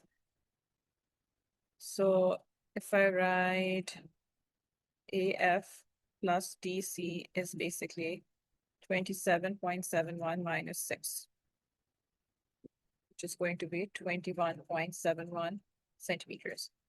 So now length of AFEDC is going to be 9.42 plus 21.71. And that's going to give us 31.13 centimeters. That is your final answer. Easiest 5 marks. I don't know why they give so much space for this, because, yep, this was easy. You just had to find the arc length, then use this concept, because the radius is 3, which means this distance is also 3, this distance is also 3. So once you have that figured out, you can easily minus that from the length of AC, which you found using SOHCAHTOA, and then add it up, and then add the boundary up for that part. Then angle of elevation depression, it didn't come in paper 1, so they can give you a question paper 2, like, there's a good chance that they can give you, yeah. Diagram shows 2 vertical phone masts, A, B, and C on horizontal ground. Work out the size of the angle of depression of B from D. So if I make this into a right angle triangle, this is the angle that we're trying to find. So if this length is 20, so if this length is 244, obviously this will be 244 as well, because they're the same length. If I find this length, because DC is 30.7 and AB is 6.2, so if I call this M, DM would be the difference of 30.7 and 6.2, which is going to give us 24.5 meters. So now we have this right angle triangle and we have to find the angles. Obviously, we're going to use SOHCAHTOA. Whenever it's a right angle triangle and they're asking to find the angle, it's SOHCAHTOA. And if it's just lengths and they're asking to find the third length, it's Pythagoras. So we have the adjacent, we have the opposite. So we use tan theta equals to 24.5 divided by 244. So theta is tan inverse of 24.5 divided by 244. And that's going to give us 5.7 degrees correct to 1 decimal place. That's your answer. Again, easy 3 marks. You can easily score this. You just need to remember SOHCAHTOA. That's it. Then the next question says, part of the curve with the equation y equals to f of x is shown on the grid. Find an estimate for the gradient of the curve at the point where x equals to 2. Show your working clearly. So for this, what you'll do is you'll draw a straight line, a tangent at x equals to 2. And then you find the gradient of this line. Once you have the gradient of this line, this gives you an estimate for the gradient at the point x equals to 2. That's it. That's all that you have to do. You just have to find the gradient of this line, and that would be your answer. So you just pick 2 points, preferably whole numbers, so that the calculation is much easier. This one. And let's pick this one. Okay. So we have 1.6. And over here we have 0.2.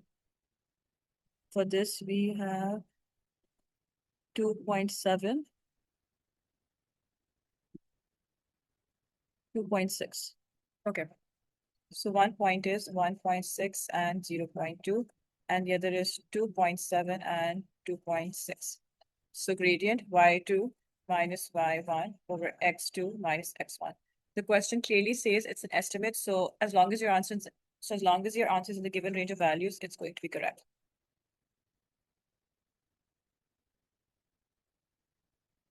What we're getting is 2.18.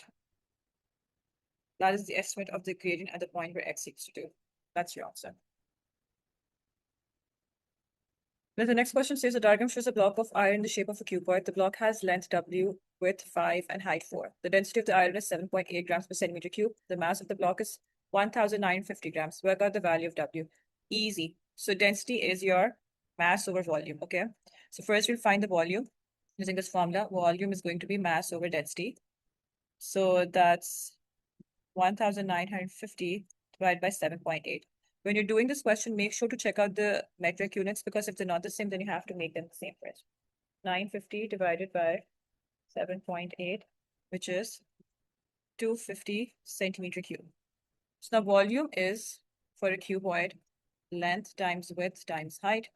So 250 is equal to W times 5 times 4. So that's 250 divided by 20, and that is 12.5. So 12.5 centimeters W. Again, a very easy question. You just have to read it carefully. Easy 3 marks. Trust me, it won't get easier than this.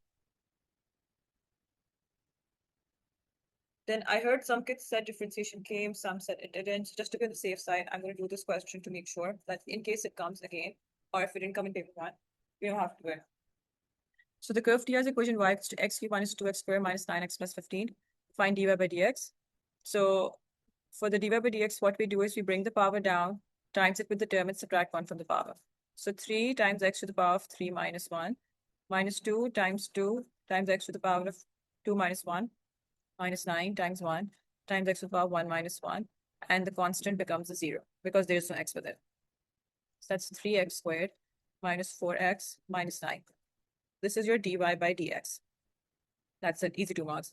Then find the range of values of x for which t has a positive gradient. So positive gradient means that dy by dx is greater than 0. So the equation we got for dy by dx, we put it greater than 0. Now we just solve this quadratic inequality. Simple. So this question is good because it's addressing quadratic inequality and differentiation at the same time. Now to factorize this, we can use the quadratic formula because it cannot be factorized using middle term breakage. So x equals to negative 4 plus minus root of negative 4 squared minus 4 times 3 times negative 9 over 2 times 3. 4 plus minus, that's 16 plus 108 over 6. 16 plus 108 is 124, 11.135. So one value of x is 4 plus 11.135 over 6, which equals to 2.52.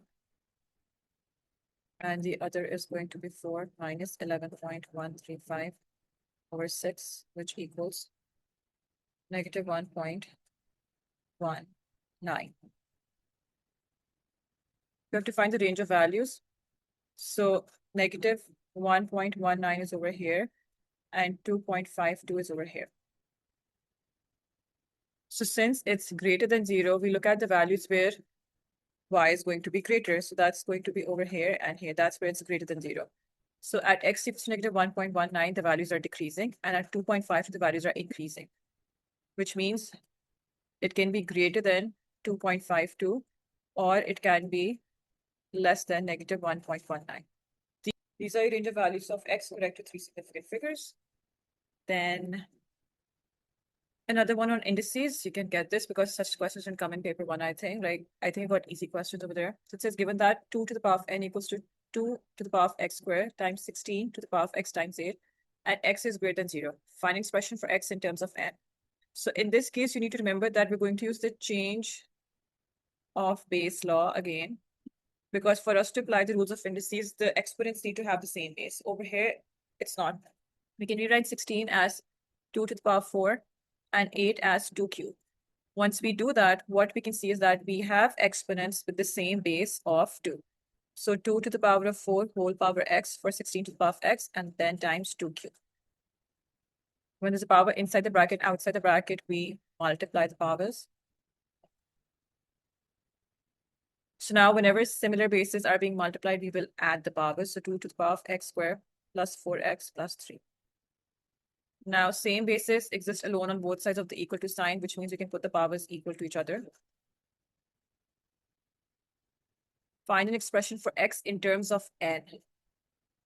So now this is for n in terms of x. So what will we do is we'll convert this quadratic equation to completing square form, because that is the only way we will have one x. And then we can make that x the subject to have the equation in terms of n. And since it's 5 marks, so yeah, we just don't stop over here. There is more working. So for completing square, we're going to complete this as a square. So complete square is a square plus 2ab plus b square. We have our a square, which is x squared. We have our 2ab, which is 4x. We don't have our b square. So we put 2ab equal to 4x. A is x, so 2xb equals to 4x. So b is going to be 4x divided by 2x, and that is 2. So we'll add x squared plus 4x, add the plus 2 square, but we'll minus 2 square as well, because plus 2 square is a new term introduced in the equation. So if something new is being added, we subtract as well. It's the same as when we're making the denominators equal for a fraction. We just don't times the number by the denominator, but the numerator as well. So that's going to be x plus 2 whole square. This is the complete square, which is a plus b whole square over here, the factor form. And this minus 2 square is outside the bracket with plus 3. So we have x plus 2 whole square minus 1. Now you can easily see that we have one x in the equation, so we can easily make it the subject compared to before when we had two x's. So n plus 1 equals to x plus 2 whole square. N plus 1 square root equals to x plus 2 plus minus also. And this is n plus 1 minus 2. Now the question said that x is greater than 0. This is why this said this. Because when we're choosing the square root part, do we pick the positive or the negative one? We'll pick the positive one because it's greater than equal to 0. So since x is greater than 0, so x would be positive root of n plus 1 minus 2. We don't use the negative one. So that's why there was an inequality for x in the question. Since the statue and the model of the statue are mathematically similar, the statue has a total surface area of 3,600 centimeters square, and the model has a total surface area of 625 centimeters square. The volume of the model is 750 centimeter cube. Work out the volume of the statue.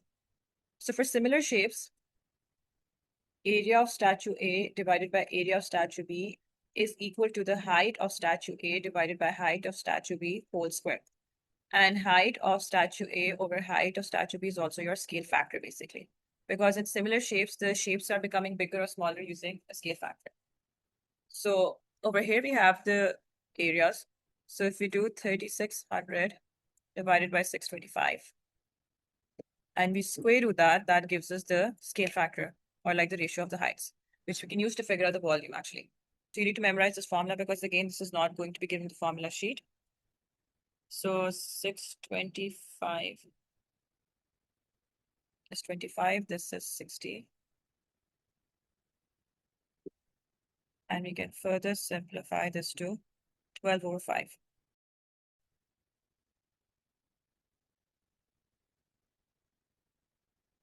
So now this is your scale factor, like the ratio of the heights. Now for volume, volume of A over volume of B is the same as height of A over height of B, but now it's going to be cubed because volume is cube and square and area is square. So that's why we square the scale factor over here. Over here, we're going to cube the scale factor. So volume of the statue is what we have to find. Volume of the model is given as 750. So that's going to be 12 over 5 being cubed. So that is 1,728 divided by 125. Cross multiply the 750 so that the volume of the statue is on one side, and we easily find the value for it. So that's 10,368 centimeter cube. That is your volume of the statue. So again, main thing is to memorize this. If you know this, you can easily solve similar shape questions. Easily. Then again, a difficult one for indices. This is again for change of base law.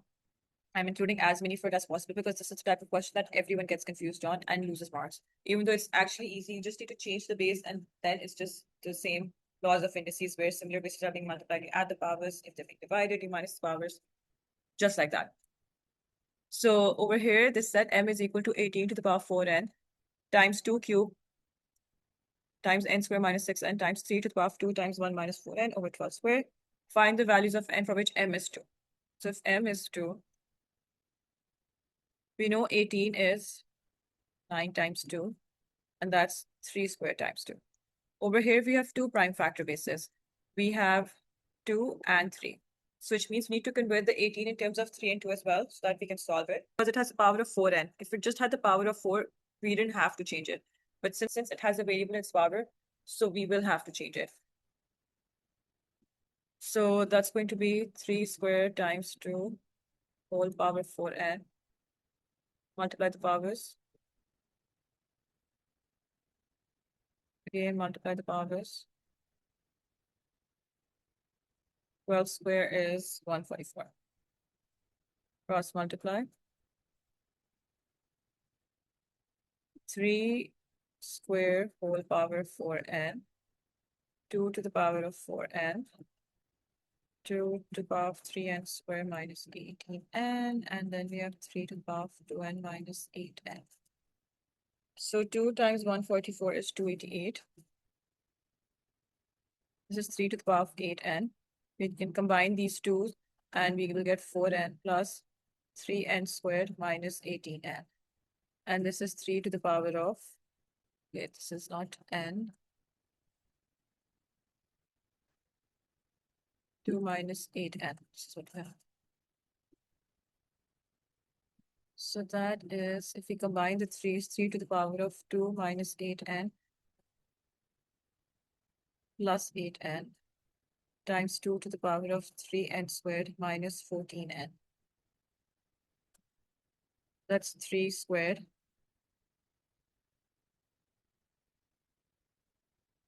Two 88 gets divided by 3 squared. We leave the 2 exponent on this side. So 288 divided by 9 is 32. Now 32 can also be rewritten in a exponent form as the power of 2 because 32 is 2 to the power of 5. Remember, in this question, everything can be converted into exponents. So if you get stuck, just check your calculator and see if it can be in exponent form or not. So that's 2 to the power 5 equals to 2 to the power of 3n squared minus 14n. Same basis on both sides, so both the powers equal to each other. Bring the 5 to the other side, and we have this quadratic equation which we need to factorize and solve. So I don't know if you've noticed this by now, but a good chunk of your paper is like solving a quadratic equation. So if you don't know how to do that, you're messing up your entire paper, honestly. So please learn how to factorize and solve a quadratic equation, because pretty much in every single question, no matter what the topic is, solving the quadratic equation is coming at the end to find the values. 3 times 5 is 15. Factors of 15 which you can use over here are 15 and 1. So 3n squared minus 15n minus n plus n. plus n minus 5. In the first two terms, you have 3n common, so n minus 5. In the last two terms, you have 1 common, n minus 5. So we have n minus 5 bracket 3n plus 1. So one value of n is 5 and the other is negative 1 over 3. And that's what they want us to find. So that's it. These are your values of n. Then it says Anjali travels on the Eurostar train from Paris to Amsterdam. The distance the train travels between Paris and Amsterdam is 515 kilometers. The time taken by the train to travel between Paris and Amsterdam is 3 hours and 18 minutes. Work out the average speed of the train giving your answer in kilometers per hour correct to the nearest whole number. Convert the time into hours first. So it's because right now it's in hours and minutes. So we know 1 hour is 60 minutes. So 1 minute is going to be 1 over 60 hours. So for 18 minutes, we do 18 over 60, and that gives us 0.3 hours. So time in hours is going to be 3 plus 0.3, which is 3.3 hours. So now average speed is going to be 515, which is distance divided by time. And that gives us 156 kilometers per hour. That is the answer correct to the nearest whole number. Easy. The only mistake you can make is not converting the time into minutes properly. It's not going to be 3.18. It's going to be 3 plus 18 divided by 60. If you don't do this, you're losing 1 mark. Otherwise, you might get like 1 or 2 marks if your method is correct. But just convert the time into hours, convert the minutes into hours first, then add it to the hours, and then use that to find the average speed. Then I'm not sure if a question on fractions came or not, but in case it didn't come, in these type of questions, what you need to do is you need to convert the mixed number into an improper fraction first, and then solve it. So to convert the mixed number into an improper fraction, you times the denominator by the whole number, and then add the result to the numerator. So 3 times 5 is 15. 15 plus 1 is 16. So 16 over 5 times 6 times 1 is 6 plus 5 is 11. So this is what we have. 16 over 5 times 11 over 6. When you're multiplying fractions, you can multiply the numerator to the numerator and denominator to the denominator, or you can simplify vertically or diagonally. We know 11 and 5 cannot be simplified, 16 and 5 cannot be simplified, but 16 and 6 can be simplified because they both come in the 2 times table. So this becomes 8, this becomes 3. So that's 8 times 11 over 5 times 3, which is 88 divided by 15. So now to convert it into a mixed number, you can just directly put this in the calculator as well. And what you'll get is 5 whole number, 13 over 15. That's your answer. So easy 3 marks, which you can very easily score. So other than multiplying mixed numbers, you can also get adding or subtracting fractions or even dividing fractions. So for adding fractions or even subtracting, the first step is still the same. You have to convert the mixed number into an improper fraction. So 3 times 2 is 6, 6 plus 2 is 8. 3 to a 3 plus 3 times 4 is 12, 12 plus 3 is 15. Now, whenever we're adding or subtracting fractions with unlike denominators, as we've discussed before, we have to make the denominators equal. So we times the first fraction by 4 and the second fraction by 3. So that's 32 over 12 plus 45 over 12. Add the numerators, 32 plus 45 over 12, which is going to give us 77. Now you can plug this in the calculator, and 77 divided by 12 in mixed numbers is 6 whole number, 5 over 12. It's as simple as that. The answer is given in the question. You just have to make sure that you're getting the same thing. Then you can also get this type of question for surds. We've already discussed a question where they're rationalizing the denominator. So you can also get a question where they're expanding brackets with surd. So it says a equals to root 8 plus 4 and b equals to root 8 minus 4. A minus b times a plus b can be written in the form of y root 4y. Find the value part. So let's write root 8 plus 4 minus root 8 minus 4 times root 8 plus 4 plus root 8 minus 4. The reason why I added another pair of brackets over here is because there's a minus sign. So the minus sign needs to be distributed both the terms, not just root 8. So that's why I added the bracket to avoid any confusion. So root 8 plus 4 minus root 8 and then plus 4. Root 8 plus root 8 is 2 root 8 and 4 minus 4 is 0. So this is what we have in the second bracket. You cannot add a third to a whole number, and to add a third to a third, the number inside the third has to be the same. So root 8 minus root 8 becomes 0. 4 plus 4 is 16. And 4 plus 4 is 8. So 8 times 2 root 8. This is what we have. So that's 16 root 8. Now it's saying it's y root 4y. So if we bring the 16 back in the root, so that's going to be 8 times 16 square. Because whenever you take a number back in the third, it's in square form. And when you take it outside, it's in the square root form. So 16 squared is basically 256. So you have 8 times 256. So what if we rewrite this as 2 times 2 times 2, and this is 16 times 16, so that's 4 squared times 4 squared. Yeah. 8 is 2 times 2 times 2, and 256 is 16 squared, which is 4 squared times 4 squared. They want 4 times something over here. So 2 squared times 4 squared times 4 squared times 2. 1 4 is remaining inside. So we can take this 2 outside. So this 2 square goes outside as 2. This 4 square is also going outside as 4. So 2 times 4 over here. So now we have 4 times 4 times 2. So yeah, we can keep it as it is. 2 times 4 is 8. And this is 4 times 8. So y value is 8. That's your answer. So this is another type of question. Again, make sure that you look at the form given the question. If you don't give the answer in that form, you will not get full 3 marks. You will only get 2 marks, even if your method is correct. Then you can get a question on repeated percentages. It says Simon bought a house at the beginning of 2018. The value of Simon's house had decreased by 15% by the end of 2018. Then the house increased in value during both 2019 and 2020. The percentage increases in the value of the house during 2019 and 2020 were the same. The value of Simon's house at the end of 2020 was 2.85% greater than the amount he paid for his house at the beginning of 2018. Calculate the percentage increase in the value of the house during 2019. So we know that at the beginning of 2018, the value of the house is what we're trying to find. So let's say beginning of 2018, the value of the house is X.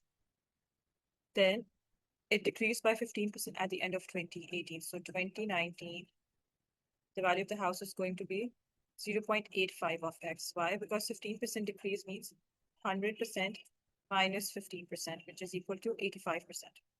So that's 0.85.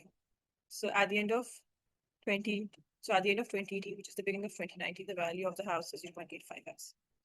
Now the house increased in value during both 2019 and 2020. The percentage increases in the value of the house during 2019, 2020 were the same. So we don't know how much the 2019 percentage increase is, but we know it's the same for 2020. In 2020, it increased by 2.85%. So that's going to be value in 2020 equals to value in 2019. So that's going to be X.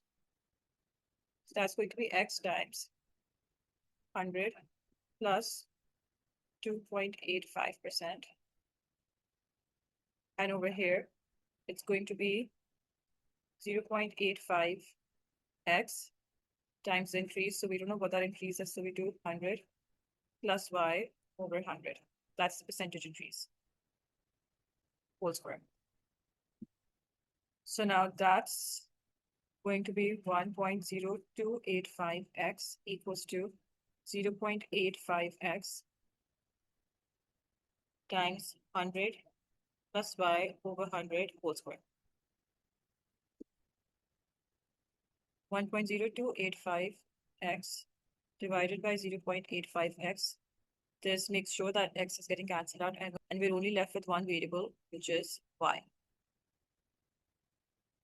So that's root of 1.21 equals to 100 plus y over 100. Square root of 1.21 is 1.1. So 1.1 times 100 minus 100 equals to y, which gives us y equals to 10. So the percentage increase in the value of the house during 2019 is 10%.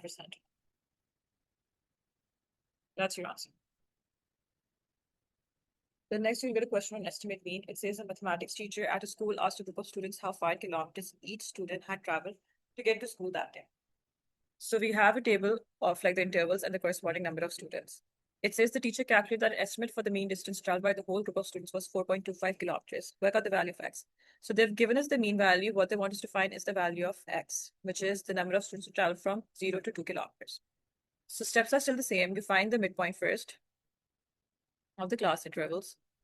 So the midpoint of 0 and 2 is 1, 2 and 4 is 3, then 5, then 7, then 9. Then you multiply the frequency with the midpoint value. So that's going to be 1 times x, which is x. Then we do 3 times 11, which is 33. Then we do 8 times 5, which is 40.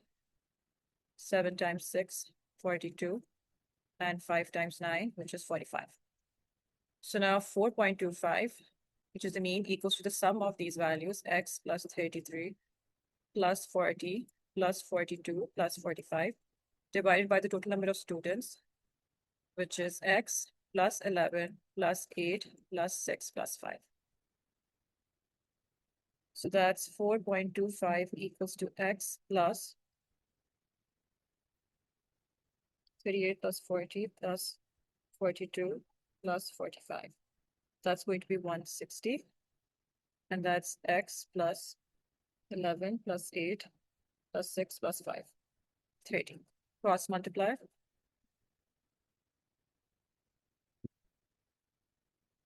Expand the bracket. That's 127.5. Collect the like terms on each side.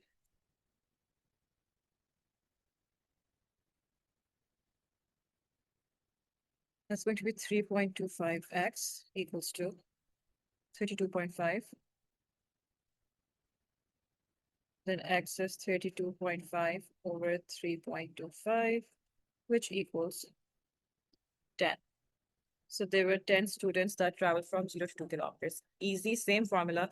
Find the midpoint of the intervals, multiply them with the corresponding frequency, add it up, that is your numerator. Denominator is your sum of frequencies, and that's how you find the mean. And if they have given you the mean, you have to find the value of x. Again, same steps. Then you can get a question on sectors of circle. It says diagram shows a sector AOB of a circle with sector O. Angle AOB is 67. OA equals to OB, which is 5.2. Calculate the perimeter of the sector, giving the answer correct to 3 significant figures. So perimeter is a boundary, so that's going to be radius plus the arc length. So radius is already 5.2 plus 5.2. Arc length has the formula of theta over 360 times 2 pi r. Again, this is a formula you need to memorize because it's not going to be given the formula sheet. So that's going to be 10.4 plus theta is 67. So 67 over 360 times 2 pi, and radius is the same, 5.2. Put this in the calculator, and what you should get is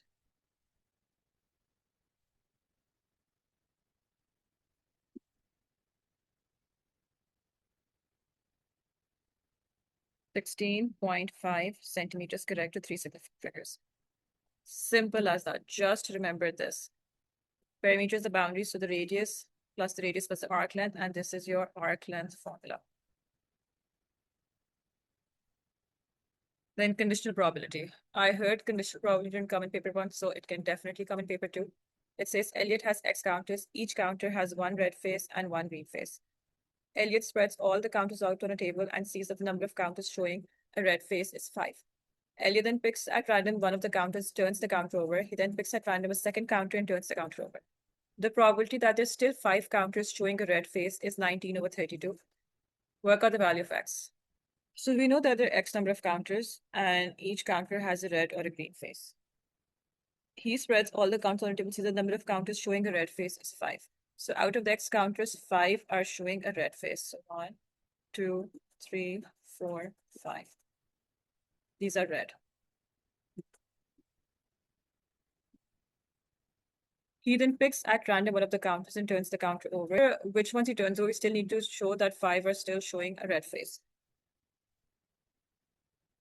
So we can assume that the first pick is red, and then he picks a green, or he's picking a green first and then red.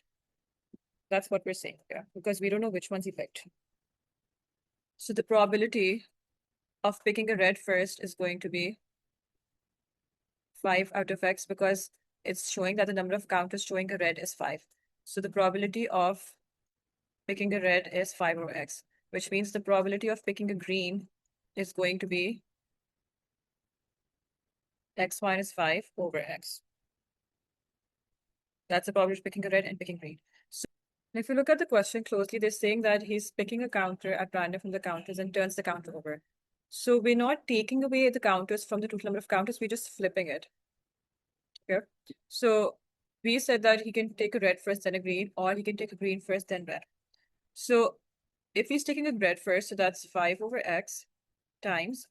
Now he's already flipped the red counter, so that means this one is a green counter now, let's say. So now the number of counters for green have increased by 1.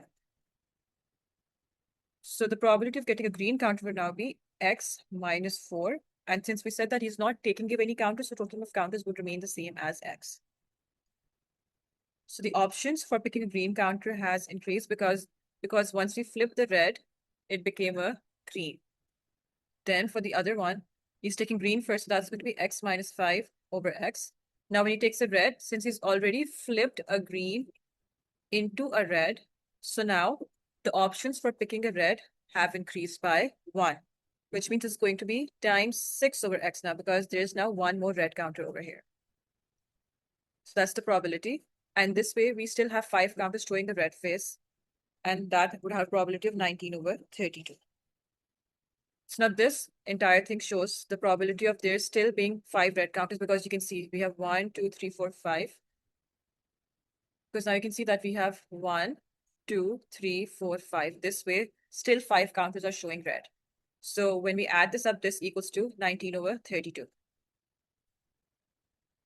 That's going to be 19 over 32 equals to 5 times x minus 4 over x squared plus 6 times x minus 5 over x squared. So cross multiply 19 times x squared equals to 32 times 5x minus 20 plus 6x minus 30. 5x plus 6x, 11x, negative 50. Expand the bracket. 352x minus 1600. Select everything on the right-hand side, and this is the quadratic equation we need to factorize and solve to find the values of x. So that's going to be 19x minus 200 times x minus 8 equals to 0. So one value of x is 200 over 19, and the other is 8. Obviously, x is your number of counters, so it cannot be 19. So it cannot be 200 over 19, so that's going to be ignored. So x equals to 8 is your answer. So that's how you solve this question. Then it says line L is drawn on the grid. Find an equation for L, giving your answer in the form of y equals to mx plus. So C is your y-intercept, and m is your gradient. Y-intercept is the point on which the line is crossing the y-axis. So C is going to be -1. For the gradient, what you will do is you will pick 2 points, preferably whole numbers, to make sure that your calculation is accurate. Draw a triangle like this. This horizontal distance is your run, and this vertical distance is your rise. We're going from this point to this and then to this. So run is 2 because you're moving 2 squares, and rise is 3 because we're going 3 up. So that means your gradient is going to be rise over run, which is 3 over 2. So y equals to 3 over 2x minus 1. That is your answer. If you want to pick 2 coordinates and use y2 minus 5 over x2 minus 1 to find the gradient, that is also fine. But if you're someone who can't memorize that formula, then use rise over run. Just make your triangle like this, and then identify your rise and run, and you have your answer. And with that, we're done with this predicted paper. If you have any questions or confusions, please leave a comment below and I'll help you out. If you understood everything, please like and subscribe, share this video with your friends. And don't forget to practice more for these topics because I've already made topical videos on each of these topics. So if you think you're struggling with any of these topics, just go to the topical video and practice more for that topic because you still have a lot of time and you can easily make sure that your paper 2 goes better than paper. So best of luck, guys.